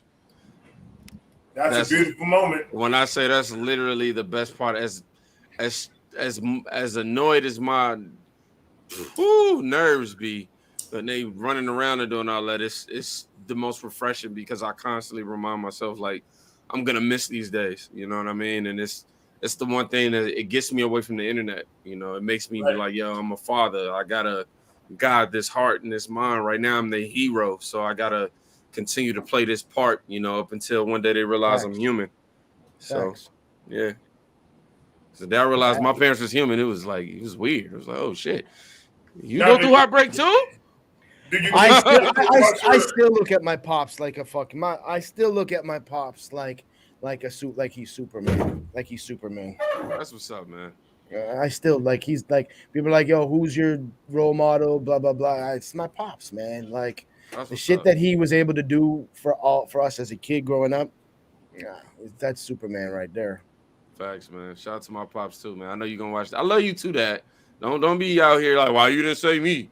I love you too, bro. Thanks, Shakes. But you know the beautiful part, my father I'm exactly like my father in terms of how unbothered about things that I am. And he don't take shit personal. We can talk 3 months in between and literally be the happiest about it. We could, yo, bro, I mean, we ain't got to talk every day, boy. I know what it's like. I feel you. You know, I got you. My blood is in you. I'm already there. As long as you healthy, as long as we checking in on each other, we good. Anytime we're around, of course, it's all love. We talking our heads off, but we're the same type of person. We don't feel neglected or nothing like that. But you know, I as a kid and a father now, having the perspective of being a father and not, you know, being a son, it's making me more aggressive in terms of wanting to continue to build a relationship with him because, you know, one thing we don't realize as kids is when we get older, our parents got to get older, you know? Yeah, and man. That's the one realization I kind of had at like 25. I was like, oh shit, wait, me getting older means my mom getting older. Oh shit, I ain't think about this. Let me slow this down. Facts. You know? Steve Bo got a question. He's like, Blitz, if you could get a famous female vocalist on a track, who would it be? Uh, Or just a female vocalist? I don't have nobody in particular. I don't have nobody I want to work with in particular, man. If I'm being honest, just kind of want to let the universe do what it do. I don't know, bro. I've been doing this for so long, bro. Like my high hopes and all that is just kind of look. I'm just on a reality level view, and if I meet Mariah Carey one day and the conversation just so happened to go pretty good to where she's like, you know what, let's do something. Then I'll tell you, yo, I'm working with fucking Mariah Carey. But right now, Traumatose in the building. But it's true because at the end of the day, it's like you could say you want to work with this famous female, and then you can hear somebody that has 10 subs and be like, "This voice is fucking insane. I need to work." So it's like it doesn't necessarily have to be about the fame. It's timing. It's a whole bunch of shit. Man, yeah. Look Traumatose in the building. Traumatose is asking you a question. He's like, "What indie artist have you not worked with that you are interested in working with?" Who's the GOAT to you on YouTube or independent artist? I want to work with him just so I can slaughter him. Oh. That's it. Shots fired. Shots fired. Traumatose, leave. You're not welcome here. We go to man. I'm not afraid to go in terms of just lyrical ability. Getting on a record together and we just creating. I'm a spaz, man. And he's gonna follow that up with who's on your radar. Right now, my favorite rapper on like the independent circuit would be Merkham's. Yeah, fire.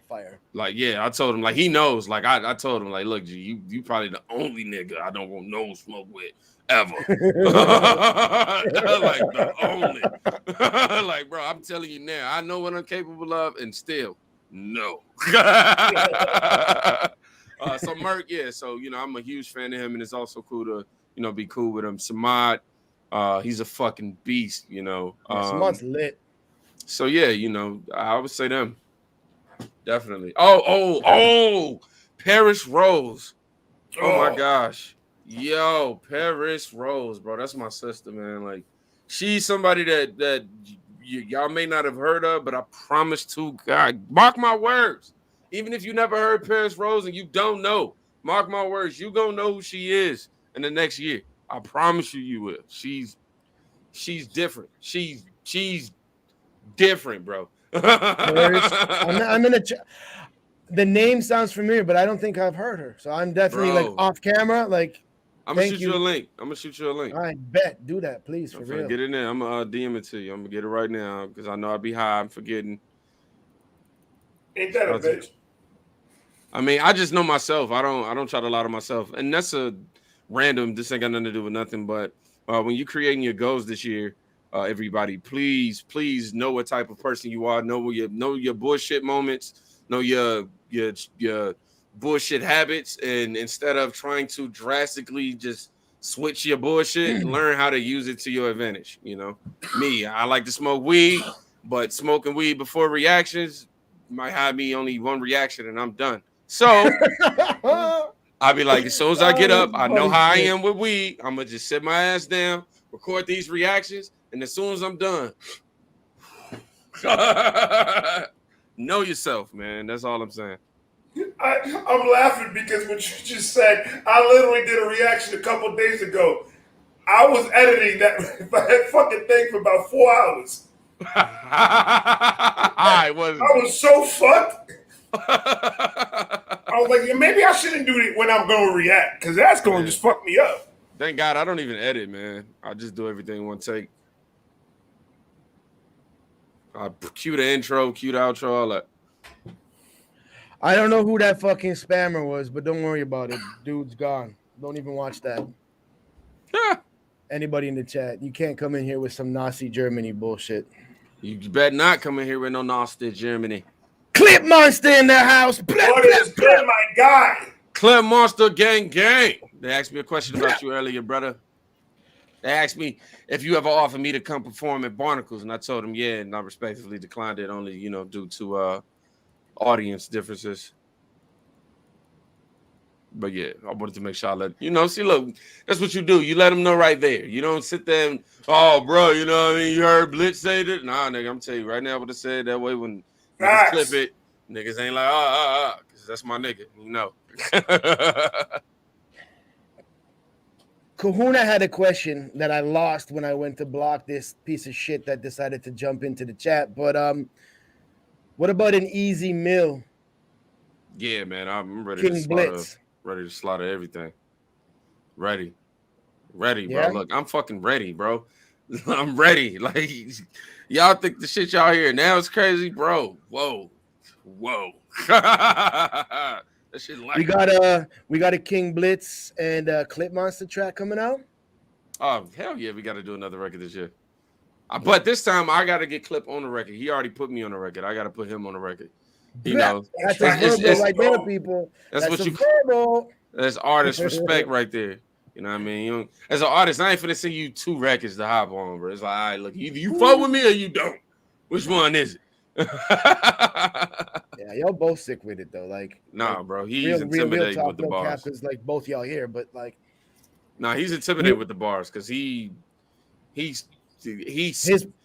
scheme in one bar. He can his placements are fucking bro. 2 bars can be like a whole 8-bar scheme, and like I don't know how to really explain that. Like, it's weird. He can create a whole. He can give you the beginning of the story, the climax, and the ending in 2 bars, bro. It's weird. I'm saying though. That's what I'm saying though. The Curry flow, that whole track. Ooh. You can listen to that track 3 times and be like, yo, the 4th time you're like, how did I miss that the first 3 times I listened to this? Yeah, man. That boy fire. Well, yeah, Clip, man, look, I'm gonna say it now. Let's get it done in the next 60 days, brother. Let me put it on my calendar. You said 60? Yeah, I mean, not 60 days from being released, 60 days from being worked on. I was just making sure. I was gonna react the fuck out of that. Yeah, man. No, this year I'm very intentional. This year I'm not getting married to shit. When I tell you, I'm gonna literally tell you everything I'm gonna do this year. Every week I'm dropping a cover song. You know, if I'm not dropping a cover song, then I'm dropping a single. I'm gonna try to drop about 2 cover songs and 2 singles every single month. Yo, there's too much music. I don't give a fuck. I'm not famous or anything. Like, I don't have 10,000 people waiting on my music right now. So until then, I'm finna drop until it start hitting. And once the momentum is there, then I can make what you guys want the most a little more scarce. Facts. That's lit, but it keeps your fan base engaged. It keeps them engaged in you with what you're doing, because people jump. Mama Shona. People jump around like crazy, so like they don't got the attention span. So if material's not coming out on a reg, you're gonna lose that. So it's like it's a way to keep you and your fan base kind of together. Man, it's what I've remember. I told you I'm taking responsibility, you know, for my position and the likeliness and awareness of the rap community on YouTube. I'm taking responsibility on my end to say I'm doing what I need to do to make sure that by the end of this year we're not gonna be having that same response. It's gonna be like, yo, they know. Gang. Gang. Yeah. Hello, we got Rick G up in here. We got Nico, Mama Shona, Malia, Jet still up in here. Who else we got up in here? Clip, Mari up in here. Andrea, what up, Queen? Mama Shona always showing love when I go to your lives, man. Man, she's always. She's a queen out here. Always, man. Even when a lot of the names are the same. Like your fan base is strong, man, and they're showing that. Family. Familia. When I say like, bro, the only time you ever hear me refer to like, you know, my people as fans is like when I'm talking to a more general audience, people who don't really know me, you know. But when I'm chilling with Vibe and Shakey, you know, and I'm on my live and all that, and this is the family. You know? Facts. Like we literally know what's going on in each other. When I say we know what's going on in each other's lives, it's literal. Like it's not just, oh yeah, man, you know, that's my fam because we talk every day. It's like, nah, bro. Like I know that such and such is in the hospital. I know that this happened to such and such family. I know that, you know, this family is waiting on this. I know we waiting on some results for this. He's working on that. I know that Exactly. my homie right here, a little insecure. We got to lift him up, and we all know that and aware of that. I know that homie right here doubt himself a little bit more than others, so we're going to get here and spoil him with love, spoil him with that element. You know what I mean? Fuck trying to grow up. Nah, bro, you're going to grow up as we heal each other. That's what we're going to do. Facts. Kahuna's got a dope question here. He's like, King, now that you're reacting to different genres on your live stream, would you do a rap metal or country rap type of track? Or have you already? We just haven't heard it. So hard to do. How do I get him to leave? How do I get him to see? His life is way different from me. Yeah, it was in fucking Q. How was that in Q like that? There's two things that you're gonna find out. They don't like you and they only like you right now. She might look good, but she ain't mentioned with the lifestyle. Is that you with the melodies? No, I ain't trusting you, no. Yeah. God, no, you can't do that. Let that shit ride, man. Ah, that shit's fucking lit. Come on. That's got that bounce. Yeah, man. That's got that fucking bounce. It's that Lil Durk and Marlon Wallen, the country singer. They did a record together. And it was, when I heard it, I was like, yo, sing me the instrumental. My homie Outlaw sing me the instrumental. I was like, bro, I'm getting this done. Every week, bro, I'm coming. Every week. I'm not slowing down. Every week, you're going to hear something new. This shit going to be old in 2 months. It's going to be like, yo, what was that? We got all of this in front of it. Shake, watch. See how I do that? Yeah. That was Federico. He passed me the beer. Bro, I was over here like, what? Bro, I was like, yo. I need one of them. I need one of them dispensers for real.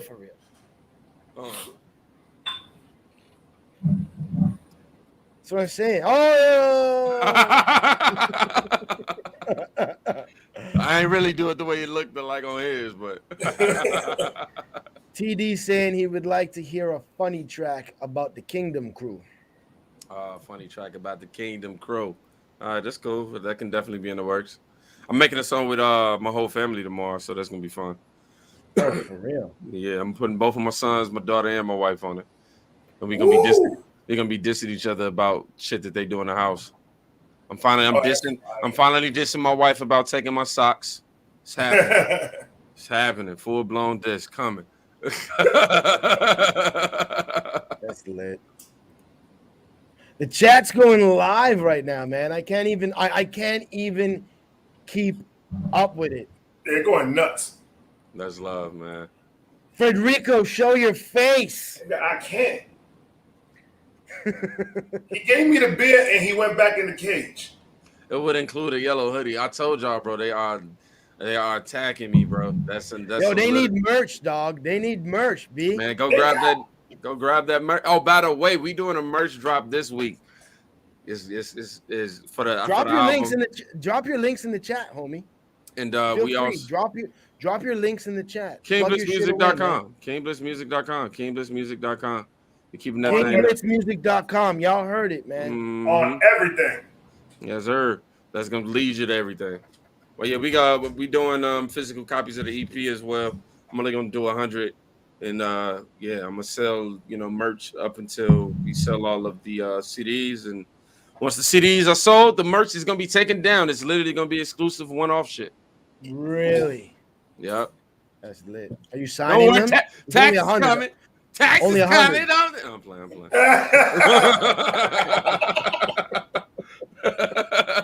That's funny shit. When you started saying that, I got excited because taxes are coming. Oh man, shit! I'll be lucky to get $1 off taxes. YouTube gonna make sure that I don't get nothing. I'm lucky to be out here, man. I think it's like the percentage is like fuck all when it comes to taxes. Nah, bro, they're gonna be like, "Oh, you made this much money? Yeah, you owe us. Give me this." So yeah, we just ready. We just preparing. Nico said he wants a physical copy. You're printing 100 physical copies? Yeah, only 100. Are you signing them? Yeah. Matter of fact, I'm printing 100, but I'm only giving out 98 because 2 of them are gonna stay here. That's so lit. So, yup, 98 copies are going to be available out there. And once we sell the 98th copy, I don't care how much you offer. Is nope. So now that it's the new year and you're going to be, you said multiple times you're going to be pumping out heavy tracks, remixes and all that shit. When can the kingdom expect to start hearing those weekly drops? I mean, you got a brand new music video today from the EP. We dropping the record that I was just playing. We're gonna drop that on Saturday.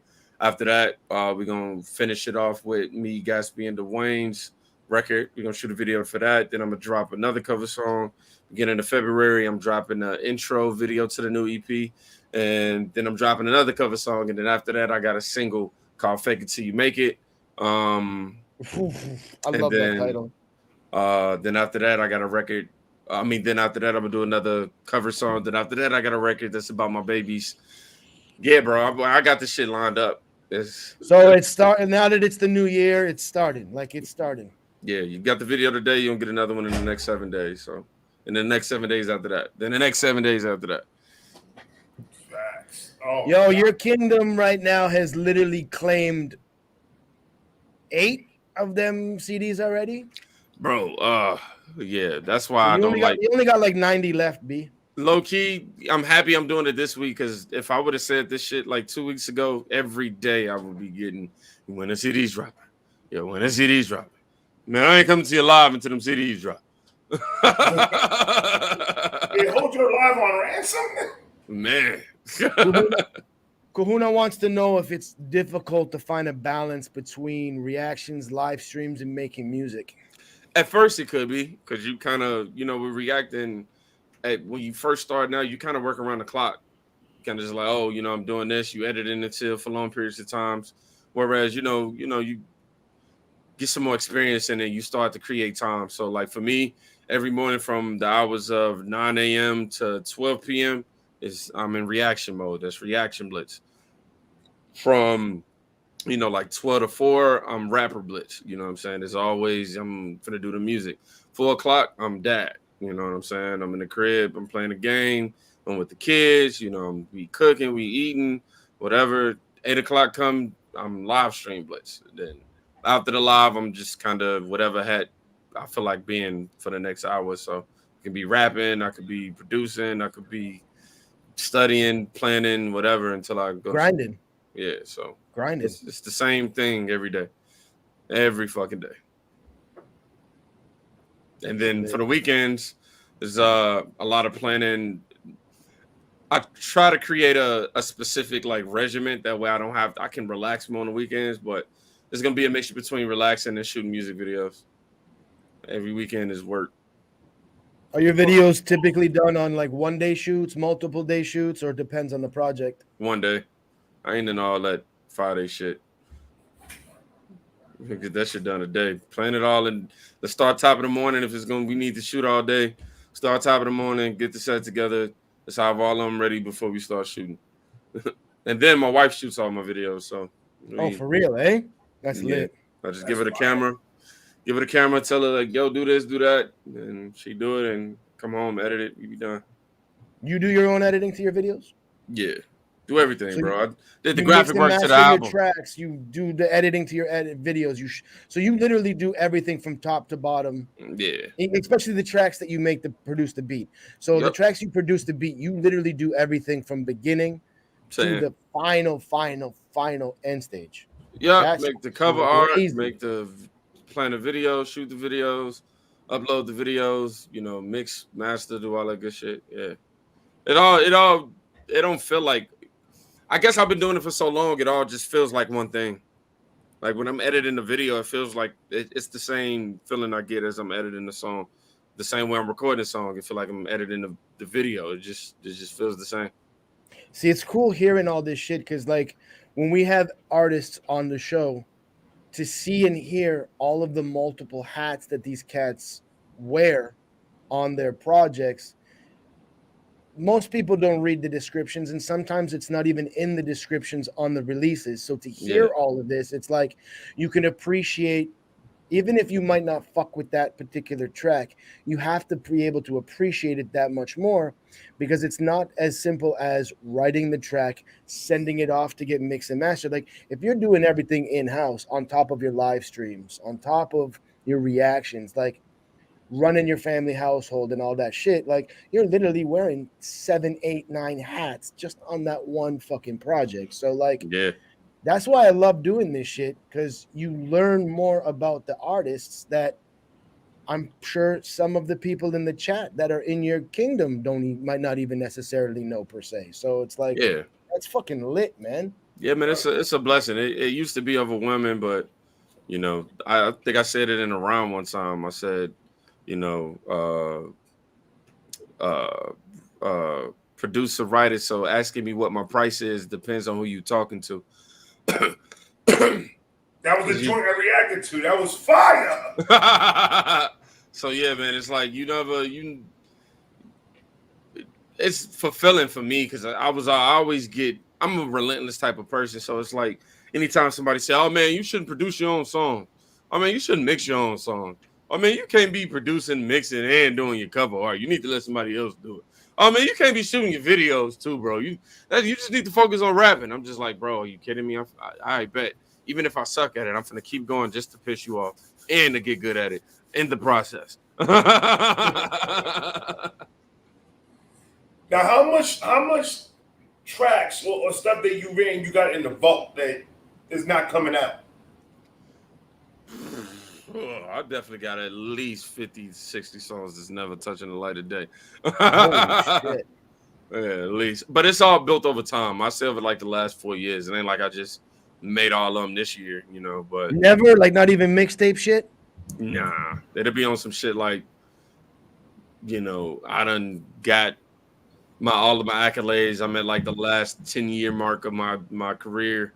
Well, not even 10, like the last 5-year mark of my career. And I'm like, hey, y'all want to listen to all the shit before I was this? Check this out. Because it cringes. I cringe the fuck out of it. Oh my God. You know, SP, you got some records that you listen to from your vault from the past. Usually, oh my God. There's no, like, dude, there's a few tracks that I was able to salvage from my record label that I was with in the late 90s that there's no way anybody's fucking hearing this shit. Like, Bro, my kids ain't even hearing that. Like, not a fucking chance. Like, not at all. When I get my patron channel you could fucking throw down a rack and you ain't seeing that shit. I don't give a fuck. No, you can throw down a rack, but you got to pull up. I'll play it. I'll play it to you in my studio. Come to my studio and I'll play it for you here. He's like, go ahead, listen to that real quick. You're checking your cell phone at the door. Yup, I was just about to say, I need the phone. You're not playing record. You're not filming that shit. I need your Apple. I need your smartwatch. All that. That's what I'm saying. Like, your glasses off, all that. No. But I'm that cat. Like, if I got a fire track that I think is fire, it's hard for me to sit on that shit and not release that shit. It's hard for me. That's why it's hard for me. Dude, I got crunk on New Year's. I got crunked on New Year's and was talking with my family on New Year's, and I was like, fuck it. I'm switching the premiere time. Like 2 days before the premiere was set over a week ago, I'm like, I was so excited about this project that I changed my own premiere time for a fucking hour and a half from now. And I woke up in the morning, I'm like, why did I do that? Why did I just do that? Man, you know, I definitely believe in planning. I've developed patience, you know.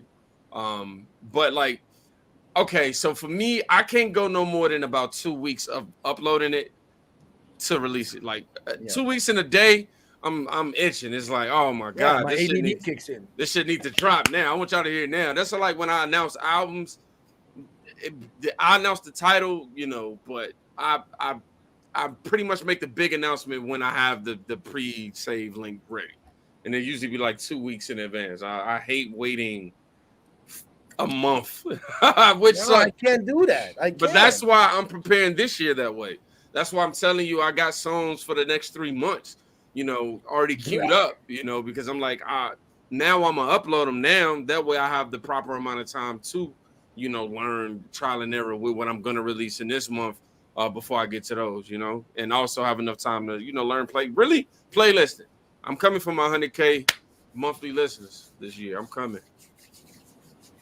Yeah. Nico threw a question in the chat. He's like, tell me when Blitz first asked the peeps based on just the title alone, what do you think would be your favorite track? I said track. So far to go. And Bro, somehow I'm I trying to nailed it. understand. We trying to understand your question. See, Nico smokes crack. We over here like, Nico, huh? Nico just lit it up, and he doesn't know what he's saying. I think he's saying, because I asked everybody on the post what they think based off the track list, which would be their favorite record, and he said his was going to be So Far to Go, and you know, it ended up actually being his favorite song. So I know some to the degree of him asking about that. Nico, Never giving you a free verse ever. Where did the name King Blitz come from? My homie in Indiana. We was chilling in the hallway. Shout out to my homie Jonathan. We was chilling in the hallway. He was like, "Yo, you go hard like NFL Blitz." He's like, "I'm gonna start calling you Blitz." And then I thought it was a Madden reference or a football reference. It had to be some sort of football reference. And I don't even watch football. Rest in peace, John Madden. Yeah, rest in peace. And he was like, "Yeah, man, you go hard like NFL Blitz. I'm gonna start calling you Blitz." And then I took that. Then I became Young Blitz. Grew a little older, you know, dropped the Young off, and then I dropped a mixtape called King, and people start calling me King Blitz. And then I was just like, "Oh, okay, well, King Blitz." And then, you know, I got to YouTube, and people don't even call me Blitz. Now I'm just King, and I'm like, bro, I'm really just Blitz, but y'all can call me King, cool.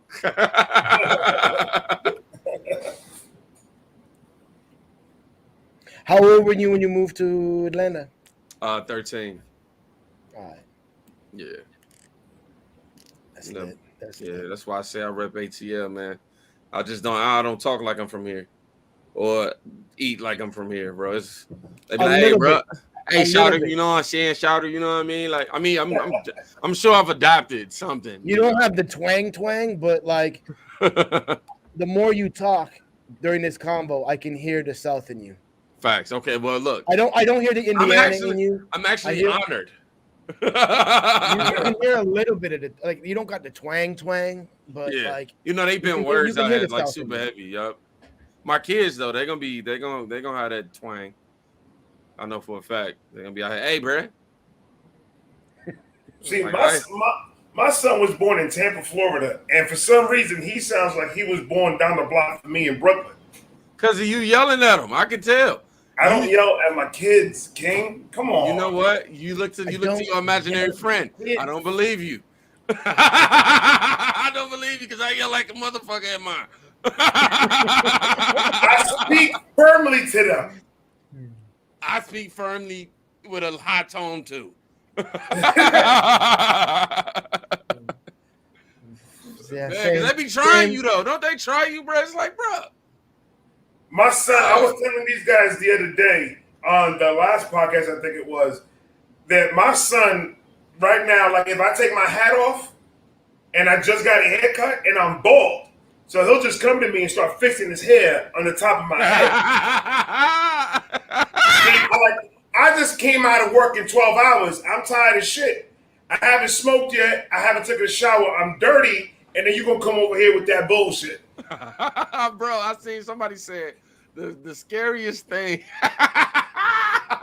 They said the scariest thing is finishing a 4 days work and coming home and seeing your kids happy out the window. It's like seeing your kids energetic after you just came home from work is the scariest shit ever. That was Kevin Hart's joint. That was on Kevin Hart. Yeah, bro. Yeah. When he said that, bro, I was dying. I'm like, bro, I fucking feel that. I feel that to the core. Put that bitch in reverse and slowly back out. Be like, bro, oh my God. No, hold on. Wait, I love y'all, but just give me an hour. Give me 10 minutes. That's all I need is 10 minutes. Man, I'm fortunate. My oldest son tries me, but not really. Like, his way of trying me is he'll break something and he just won't say it, and then we'll find it and we'll be pissed. And it's like, okay, like I want to say what the fuck you doing, like what the fuck, like, but I can't. So it's like kids will teach you. That's the worst of it, though. That's the worst that I got. If that's the worst that I got to deal with from a 10-year-old, yo, fuck, I'm blessed. Thank you. Yeah. Because I was like lighting my house on fire. I tell people when you have kids, you learn how to get over shit. They're like, what do you mean? I'm like, because your kids will break some shit, and all you can do is fuck. Yeah, but you can't even say that. You can't even say that because I don't want my kids swearing. Right. Exactly. You can't like do nothing to them or nothing. It's just like, dang, bro, I know you ain't mean to break it, but still, you broke it. And I was It's like, go to your room. My son's got a fucking computer, a TV.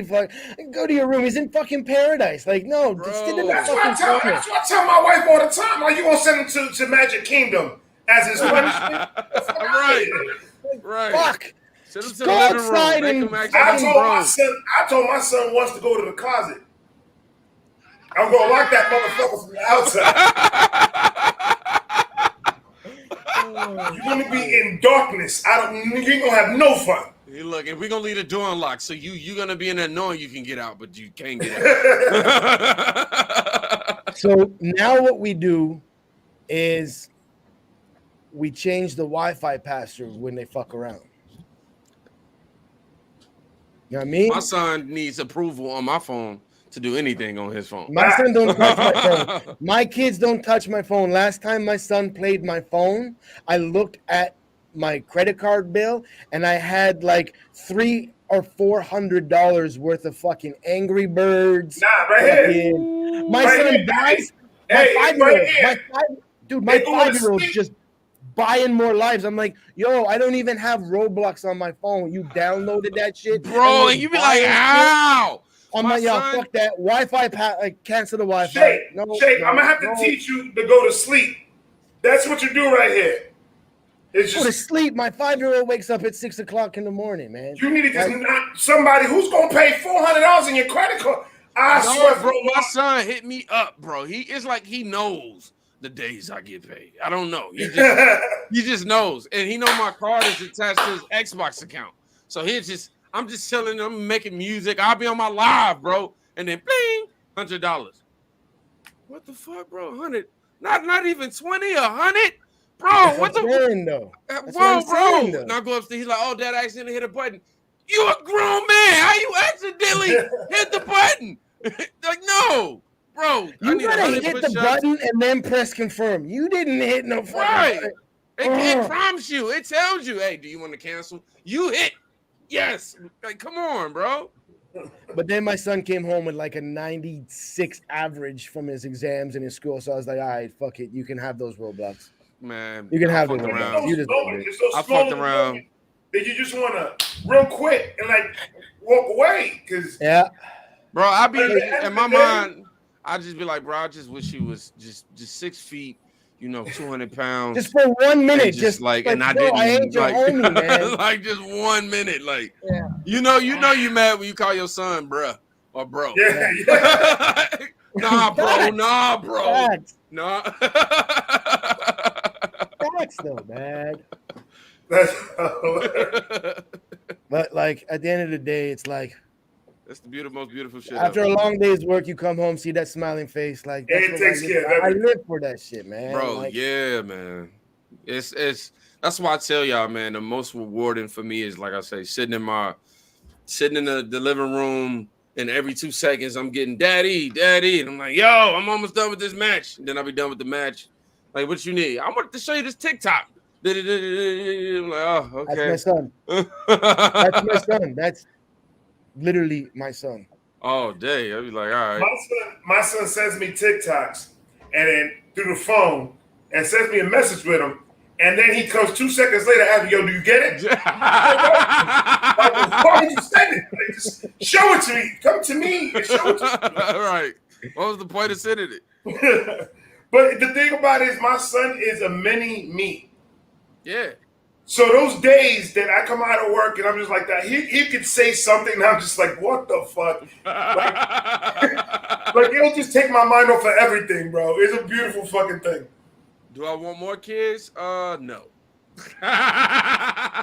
No, I'm lying. I would definitely. I would want to get one more out the gate. You know, one more. How old are your kids? Right now, they are. My oldest is about to be 12 in February. My youngest boy is about to be 5 in February, and my daughter, she just turned 6. So your kids are like same age as my kids, pretty much. Yeah. How many kids you got? I have 2 back in Toronto that were older, stayed with their moms and didn't want to. They're like teenagers. Yeah. My 2 daughters are like 19. My other one's 20, and they got their shit going on. So when they're like, I get it, I understand that.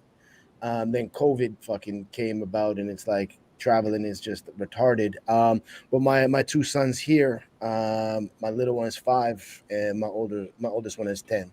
Oh yeah, man. Yeah. So we dealing with this. We literally dealing with the same Same phase. age, same Yeah. shit, same shit, same shit. We in the same phase with them.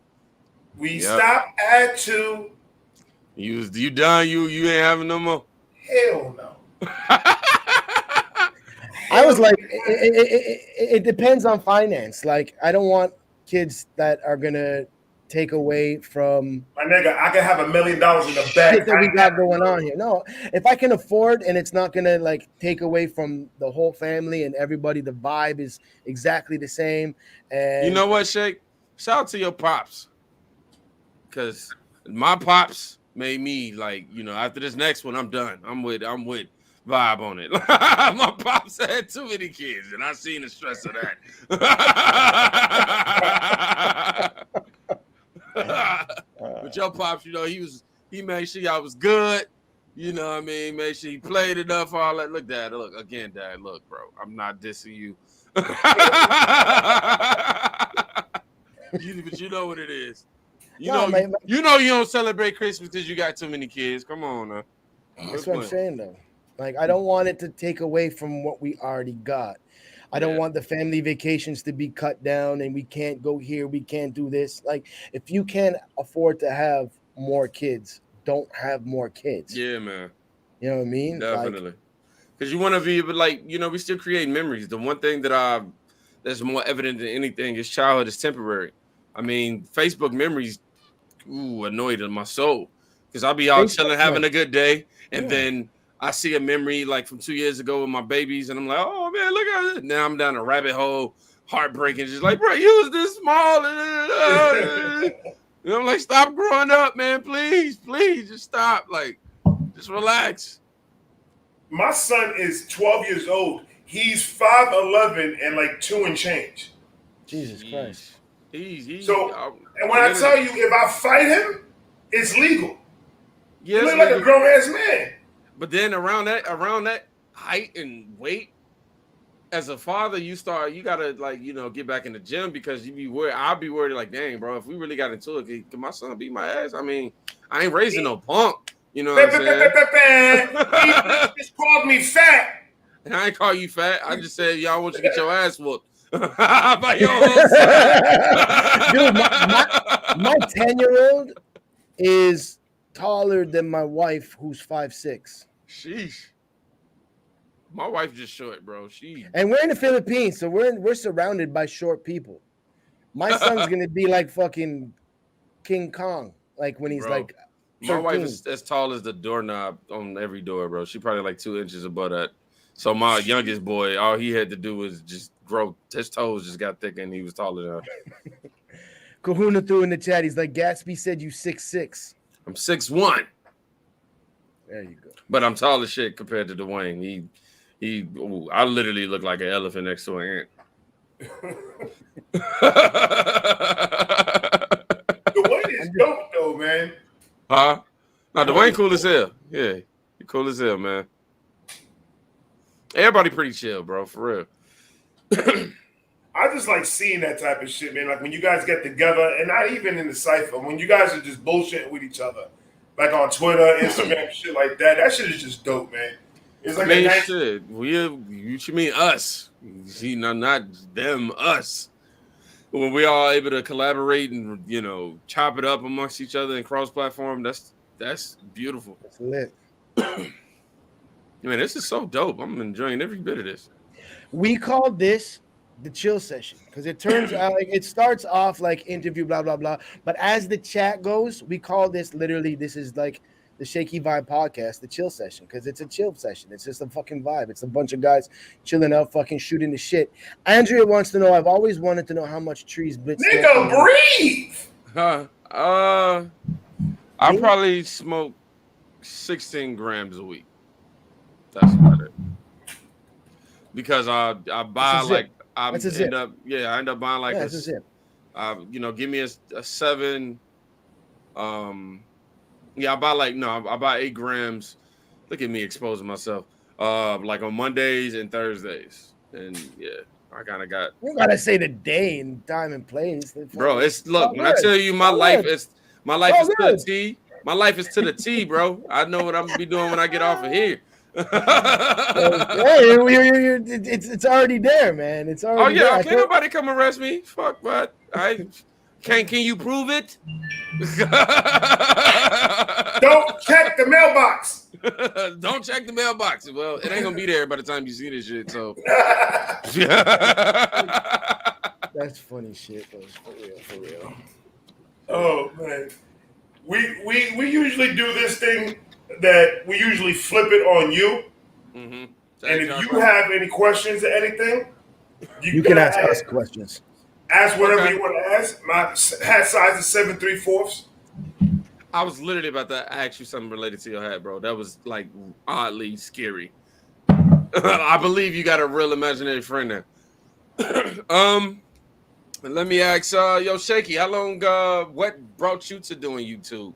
Was it the music in terms of like you seeing it as an opportunity to build an audience, or was it the music as in like people who are fans of you, so to speak, brought you to it? Or that was it. I ain't gonna go too far. So what brought me to YouTube is like I do this shit full time now. Like this is my hustle. I'm on YouTube full time. I might not be getting paid too much for it or paid from it pretty much, but this is like my shtick. Coronavirus and the pandemic hit us in this region hard, and during the beginning stages of coronavirus, the typhoons were smashing us like crazy.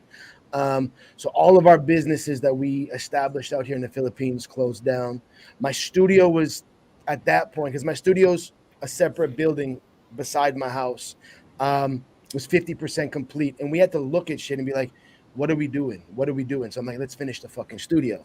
And it was just for music. And then Big Kahuna, shout out to Big Kahuna who's in the chat. He's like, why don't you do reactions? Why don't you try doing this? Why don't you try doing that? And at that point, I was like, my studio, I had just started finishing off my studio, ordering all my equipment, getting all my shit together. Yeah. And then I started doing reactions. My early reactions are just trash.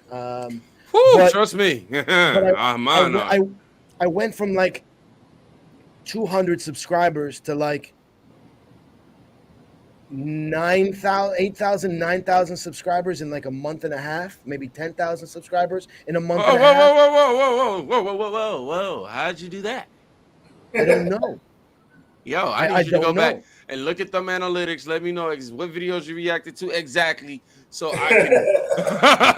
Well, chop it up off camera. Like I'll chop it up with you. So it's like, and I think still doing music, writing my music, pumping my music. So it's like, it was all of that shit combined. Seeing the growth of the channel, that I was like, okay, so the shit I'm doing on this channel, me and my kids now got a video gaming channel, and we're gonna be using everything to intertwine. So the recording studio, the studio that we built, is for multiple things. I got a green screen. But you know how beautiful that is? Something you just said. You said your family, like your sons, are going to be incorporated in it, correct? My son's a singer, bro. My son can sing like Bruno Mars.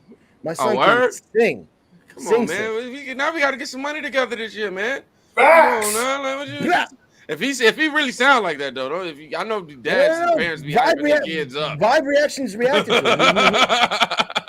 it. My son did a Talking to the Moon cover, and Vibe reacted to it.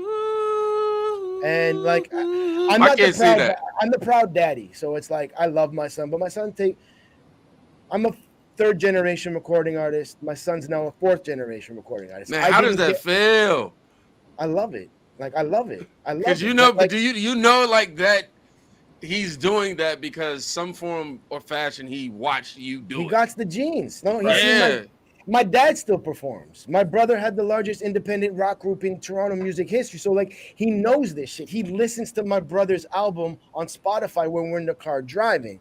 My Ooh. son in the crib, when he was crying, getting put down, we would put the tablet at the side of the bed by his feet, and we would play the Beatles on repeat, Michael Jackson on repeat. Oh, So bro. I'm jealous.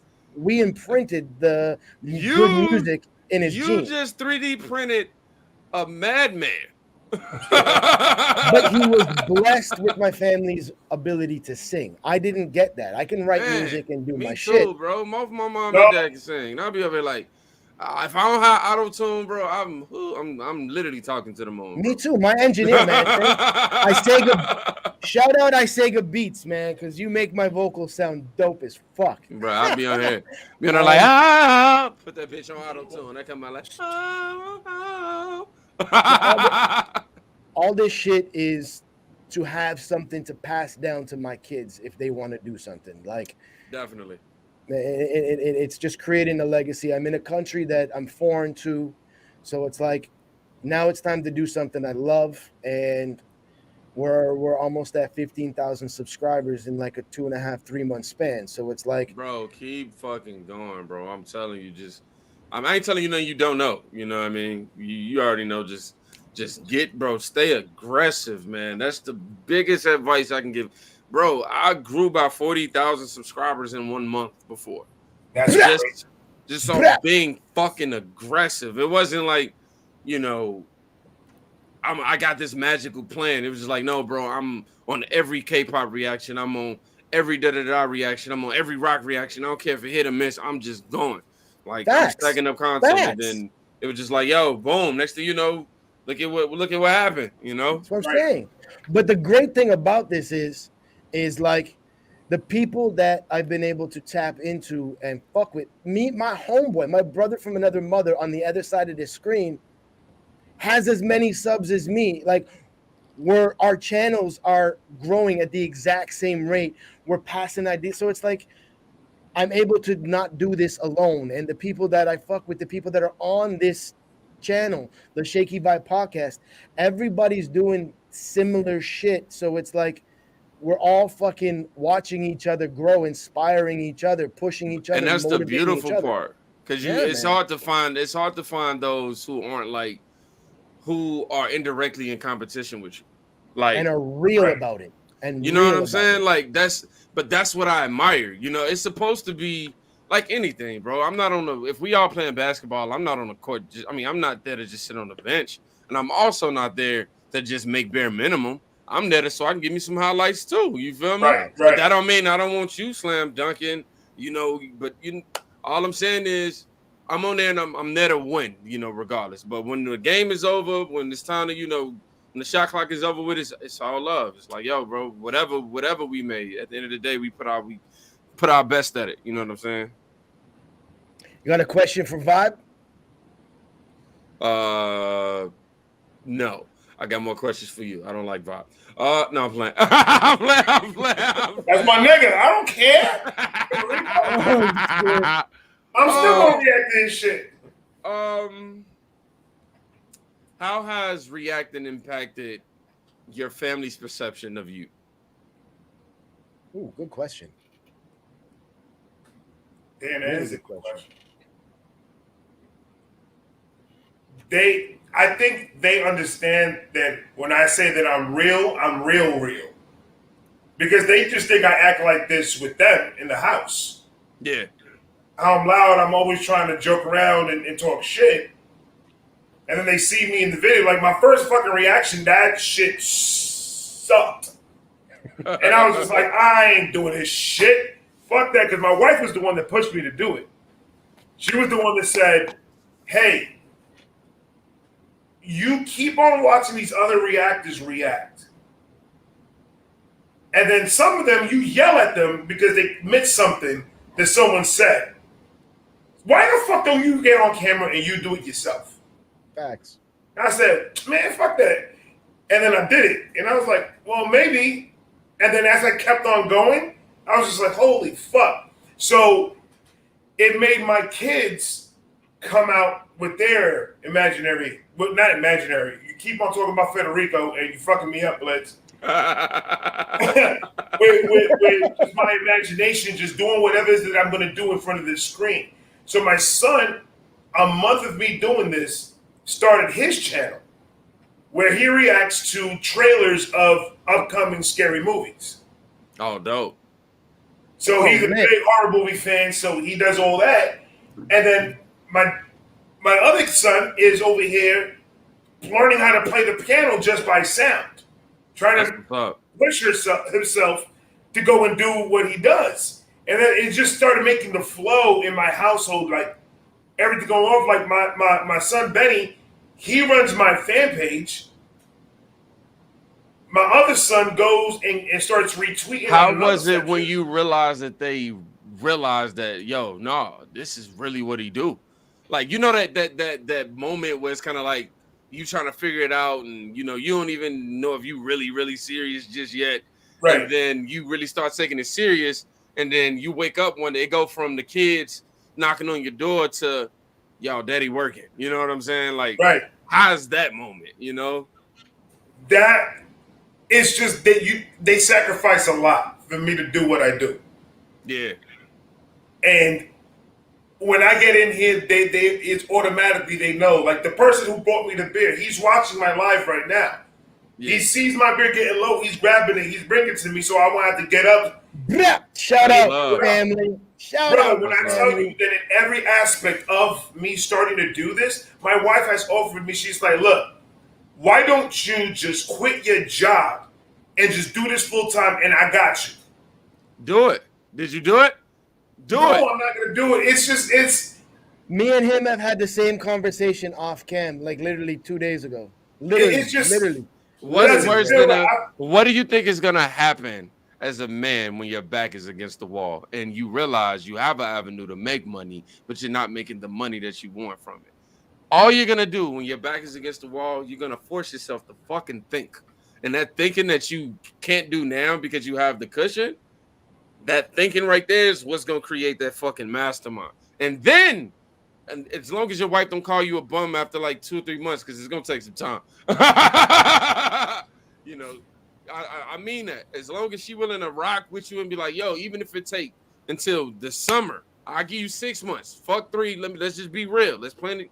Go to work for the next 3 months, stack that shit up for the next 6 months, bro. And if you feel like you can do it, bro. I'm just gonna throw this out there, Ray. Like, go live. I'm just gonna throw this out there. Like, fact. You know how many people reacted to Tech 9 and The Rock's fucking track? How many people did The Rock repost? My man Blitz. Well, no. How many people did The Rock repost? Maybe 10?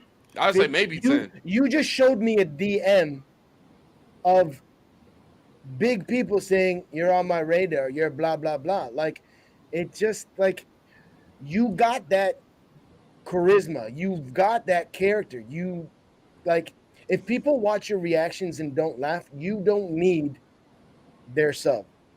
You know what? I think what I'm going to do is, you know, we're going to chop it up off camera. All you of us. can do this full time. You should we all need to chop it up more, man. Just because I like the energy and I like the fact that SP, you know, this is our first time having a conversation like this. Yes. I like the energy and I like the fact that, you know, you are like into community building and holding people accountable and shit like that. I think the information we can pass along, you know, within just between us, bro, I can fuck me trying to convince you with words. I think we can show you in the next 30 to 60 days, like, yo, it's a no-brainer. You know what I mean? Because, you know, when we had a conversation, we're gonna talk about an estimate of kind of like what you already bring in, and then we're gonna then create a goal list to make sure you can go past that. That way your worries are, you know, no longer that financially. And just get used to getting paid one time a month, because that sucks. I'm used to that. I got a sales background, man. I'm used to that, getting my commissions once a month. Yeah, once a balancing month. the budget, making sure I have a really good month in sales and don't spend too much. And Hell yeah. What you sold? Vacuum cleaners? I was the fucking senior sales director for Airbnb. Yeah, whatever, nigga. I was the international sales director for Airbnb. Yo, all right, yeah, we definitely plugged in. Why do you think I moved to the Philippines and retired, man? Retire. All right. Yeah, all right. SP. You say your son see like Bruno Mars, and Bro, I'm telling you this right now. I grew up in. You seen the movie Broiler Room, or you seen the movie Glenn Ross? Familiar. Boiler Room Like, sounds familiar. Okay, Wolf of Wall Street minus the drugs. Yep. You put me in that setting, and I'll train people to be machines and sell and make money. That's what I do. I'm a salesman. Man. Oh man. So sell me this pen. No, I'm playing. You ain't gotta do that. Give me the pen. Give me the pen. No, you ain't gotta do it. You need a pen? You need a pen? Here. I'll take a pen and sell it back to you. Right. You can sell Ray to a buck. We here, man. Like, I appreciate everybody in the fucking chat right now. Y'all don't understand, man. We see this. Like, y'all have been here from literally the second that this podcast went live. Like, we appreciate every one of you that are here rocking with us. The questions that you're throwing in there, man. We're live here with King Blitz. Throw your questions in the chat. Yeah, throw them in the Chat's chat. going bananas right now. You guys are. We love it. I love the interaction with you guys. If we miss your question, don't be scared. We're not dissing you. We just didn't catch it. Don't be afraid to throw it in the chat again, man. Loaded hash browns. Appreciate you for being here. What you talking about, loaded hash browns? Mama Shuna getting me hungry, man. I ain't gonna lie, bro. Man, we've talked about checkers. We've talked to Taco cuts, man. My fat ass is gonna get off camera, and it's lunchtime for me. It's 12:30. Y'all want me to keep it real? It's as soon as I get off here, camera, man. I got some milk and chocolate chip cookies waiting on me. Oh wait! Oh fuck! I was about to be like, I can order some Dairy Queen. I love ice cream, but I can't. They're closed. Let me check anyway. Just by any chance. What time you got over there? It's 11:32 over here. So I'm a day ahead of you. Are you in the future? Yeah, man. What's the lottery numbers? I wish I knew that shit, man. Y'all don't want to win the lottery in the Philippines. You're gonna get paid Philippine pesos. Dang, bro. I really wanted some ice cream, and I just. Yo, man, the DQ out here sucks. The out here sucks. Hash browns and casserole. That sounds pretty good, actually. So, without tipping that, without giving anything away, because like at the end of the day, like some artists like to keep their shit secretive before releases drop, because they don't want to let too much go. Any big collabs that you got coming up that you can talk about that have come to fruition that you know is gonna happen without saying anything, and something happens and it doesn't drop? Honestly, no. I know there's a lot of songs that I've done with people that didn't get released, or I'm not sure if it's gonna get released. I know I got a record with Kenny from Shoe Gang. I don't know when that's gonna drop. Yeah, man. Major features. I'll say this. I definitely got some big YouTubers that I've been having conversations with. Yeah, I know I want to get a record with Khan too this year at some point. So yeah, I'm coming to take everybody here, bro. In the most positive Kahuna's got way. a question for you, right in line. I knew he had this question before. The Michael Bars collab. Any video coming out for that, or lyric video? I don't know if he's gonna drop a lyric video. I don't know what's the plans on that right now. All I know is he has the record, and we just waiting on him to. He did the track listing, and I believe he got a release date. But we talked about doing a video. We just ain't no plans for it just as of right now. Brap. I'm just gonna start pulling up the questions as they're coming. These guys, I love it, man. This is one of the most active the chats have been. Am I open to collabs? I mean, Yeah. Outside of like people inquiring about features, you got that process. Of course, I charge for the verses, but outside of that, like, of course, I'm looking to build. I'm looking to, and I'm not all just about numbers. I'm about talent. I'm not. Oh, he has 100K monthly listeners. I need to collab with him to get my shit up.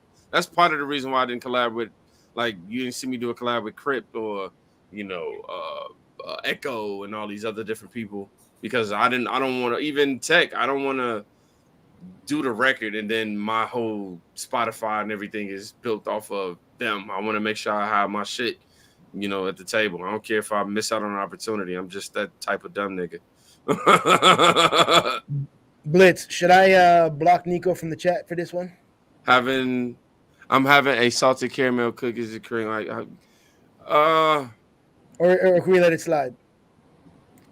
Is that him holding the lights? Yeah, Don, we ain't letting that slide. Time him out. Nico, you fucking out of here. Time him out. Time him out. Kahuna, you on that? 5 minutes. 5 minutes, Kahuna. Get on it. Man, I want some fucking ice cream, bro. I always get the M&M Blizzard with double. I mean the Oreo Blizzard with double M&M. Ooh, it's a crunch in every bite. What's your favorite fast food out there? It's the spot called Touchdown Wings. Oh no. It's the spot called Corner Cafe. And they got the best oh my God, the best vegetable whites and wing sauce. Oh my God. God. I'm a wing man. I love fucking wings, man. Bro, I eat wing hell. Bro, look, I will eat chicken at least 4 days a week if I can. If I could. I promise you. It'll be baked one day, it'll be fried the next, it'll be grilled the next, and then it'll be fried again because we fuck with the fried. We're not supposed to have it that much, but we fuck with it. As far as anime collabs, anything it works with Rush Dish or Daddy Fat Snaps. I know Rush Dish. We had a conversation briefly. The cool thing about Rush Dish, he hit me up like a long time ago to collab before he was even before he was who he is today. And I ended up not seeing that DM until I reacted to him because I wanted to hit him up like, yo, that shit was hard, yada yada. And then I seen he hit me up like, yo, you want to collab? And I replied like, oh fuck. I bet we ain't. I'm like, we definitely ain't collabing now. You're definitely.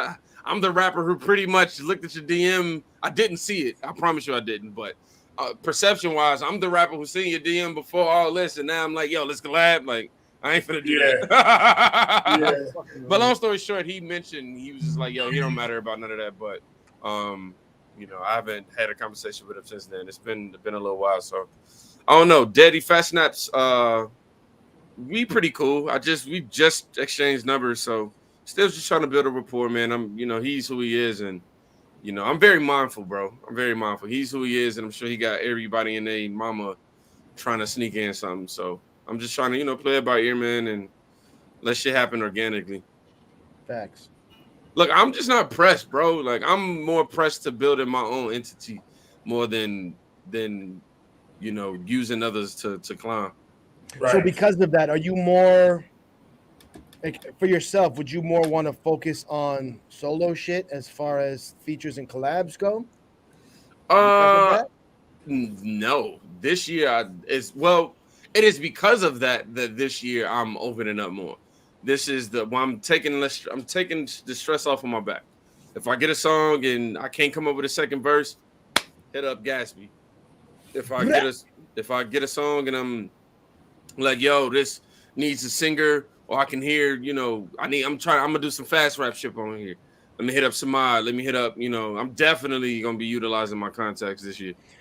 So for the YouTube Cypher people, because it's a lot of the same cats on different ciphers. Some cats aren't in all of them, but is that Cypher community pretty tight? I don't know. For the most part? I will say it is kind of like a bond amongst creators, us creators. But nah, it ain't like we all a lot of people don't get along with each other because niggas don't know how to be grown. tweet some shit and they think it's about them, and then next thing you know, the person didn't mix your song right. Now they beefing, and yeah, it's too much. I'm so drama free, bro. Then the shit come my way, I just look at it and.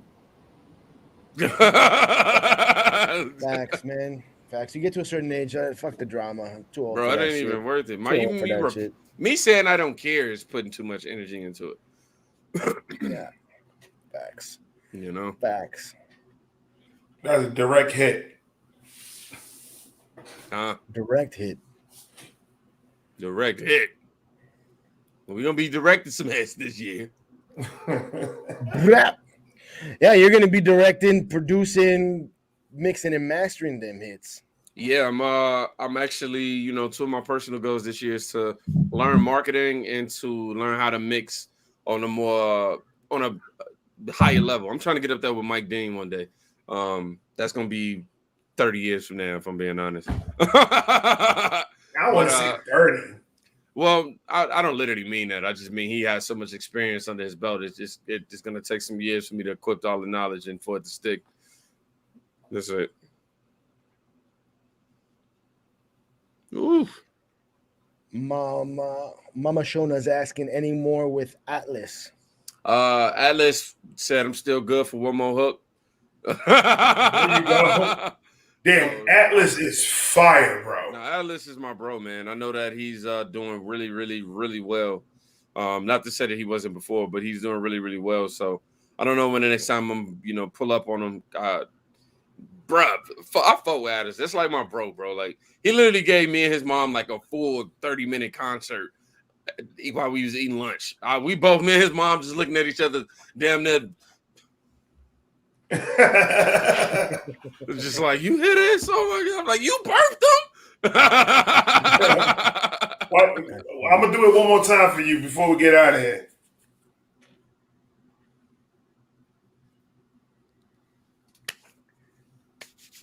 You ready? You ready for mine? Are you ready for mine, though? Go ahead. I'm just going to keep pulling up these. Oh. I was like, who's peeing? I forgot you just poured it in the cup. My dumb ass. It's got the bottle under the table. No one can see. It's over here.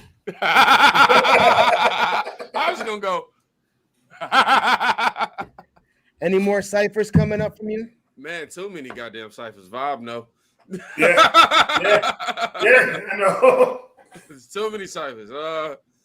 I'm ciphered out, like, right now. Like, just everybody... Don't hit me up for another cipher until the summer, please. Just let me.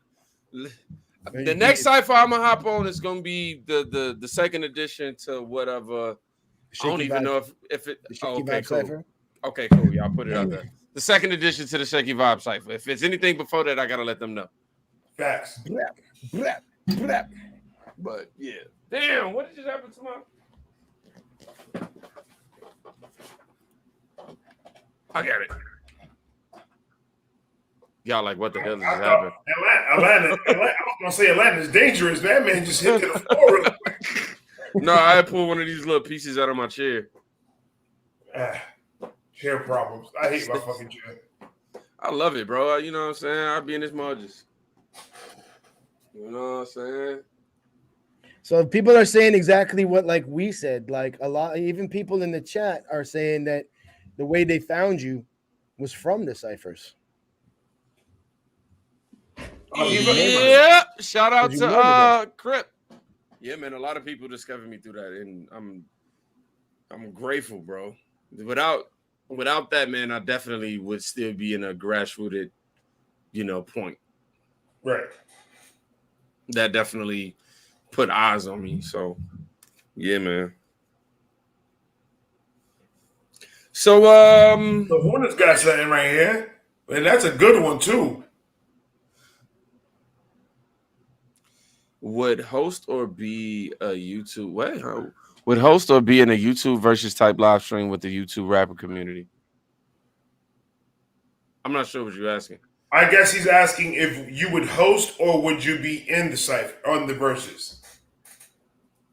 YouTube versus type live stream. Or would you do a versus? I would probably right now a host, because if I'm being completely honest with myself, I I'm not ready to compete. I need some more bangers under my. I need like honestly, I need like a good 10 more bangers this year to be like, yo, yeah, I'm ready. Cause you know I'm an emotional rapper. I like to do shit calm type shit. No Life sent him to. Well, we like 2 hours and 40 minutes going on. Oh, we God usually do 3.5 hour live streams every night, Monday That's through Friday. fucking So brap. this is I didn't even normal. realize that. I looked up and I was like, "Holy shit, we strong." These some of these people been here from the first second we went live, man. That's fucking lit. That's love, Bro, when right I there. say That's it's family, real bro, love this is right there, man. this feels like I'm on my live stream, man. Like seriously. That's fucking live. And I'm glad y'all ain't born. Cause bro, if it was that, either you, me, or Vibe would have probably cut this off a long time ago, or you would have just turned your camera off and pretend like it's like yo, my camera broke. What did Nico saying? I found Blitz through the people in the community, such as Tiptoe and a whole bunch of other names. Shout out That's to dope. Tiptoe. Maria. That's a wicked tune, man. That's a great tune. Bro, I fucking love that song. You remind me of a West Side Story. But I hate that beat has been remixed like recently, and people don't even realize. I don't even like it. That's a Wyclef beat from back in the day.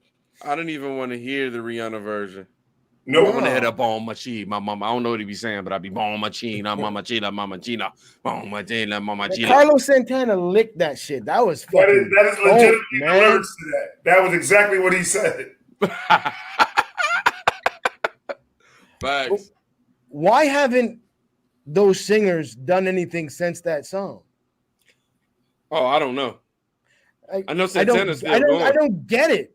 I don't get it. I don't get how people allow themselves to fall off. That shit is the corniest excuse for me for rappers who fall off. It just be like, oh man, I dropped this song and it was a success. Then I dropped the next song, nobody received it, so I stopped. What? Do you realize it took you 100 songs before that one song popped? Maybe it may take another 100. Like, don't hold yourself up there, bro. Just go, keep going. Facts. Big Kahuna is asking who you want to see Jay-Z do a versus with. Lil Wayne or Eminem. Is Jay in your top 5? Jay-Z? Yeah. Oh, he's my number 1. Jay-Z's your number 1. Hell yeah. All right. I'd like to see a Busta and Jay. I'd like to see Busta and Missy. Oh yeah, that would be fire. Facts. I think that'd be a better matchup just because they had. It's just about the hits. It's about like who can match Jay-Z with hits. There's only a certain amount of artists that Wayne definitely for sure would be good. I don't think Nas would be a good fit with Jay. No, Wayne is the only one. Yeah. Eminem is only, for me, I only picked him because of in terms of where they are in their careers. You know, Eminem got hits, you know what I mean? But where they are in their career. In terms of the versus arena, you know, is cultured a certain kind of way. And I don't mean culture in black when I say that. It's the way it moves is off of hits. It's not just off of lyrical ability. It's not off of which song was most popular at the time. It's about when you play that song at the next moment, how the crowd gonna react. We heard it a million times, but we need to hear it in the right order against this guy's shit. In order for us, you know what I mean? How are you with verses and seeing the artists solely lip sync their tracks? It don't bother me. It ain't paying me to. That pisses the fuck out of me as an artist and performer. I don't take it. I don't know. I just don't take it personal. I'm just kind of like watching the Dipset versus the Locks, and the Locks are just rhyming every track word for word for word, and then literally looking at Cameron and the whole Dipset clique saying, y'all just lip syncing. Like, it's such a mismatchup. It was such It was like one was keeping it real in the Mecca of New York and hip hop, and the other was making sure the other was showmanship, the entertainment side of it. From that second on, as an artist, if I was asked to do a versus, and then they followed that up with the Big Daddy Kane and the KRS-One versus. I didn't get to see that one. I didn't see that one yet either. Anybody that came after those two, I wouldn't have lip synced. I wouldn't have. I would have studied my shit. Yeah, I mean, you got to keep your ears to the streets, bro. If you seen somebody get clowned for lip syncing, you would be a dummy to go into the next one with that. I loved the Bone Thugs 3-6 Mafia one that was just not too long ago, but watching them literally butcher some of their songs as a fan made me sad. Yeah, that's horrible. Like they weren't watching even Sharaka Khan butcher her songs. Had me like, yo, whoa. She still look good though. I ain't gonna lie. That's a fine ass old lady. Bro, I'm for real. You know what I'm saying? If my wife is with it, you know. No, I'm playing.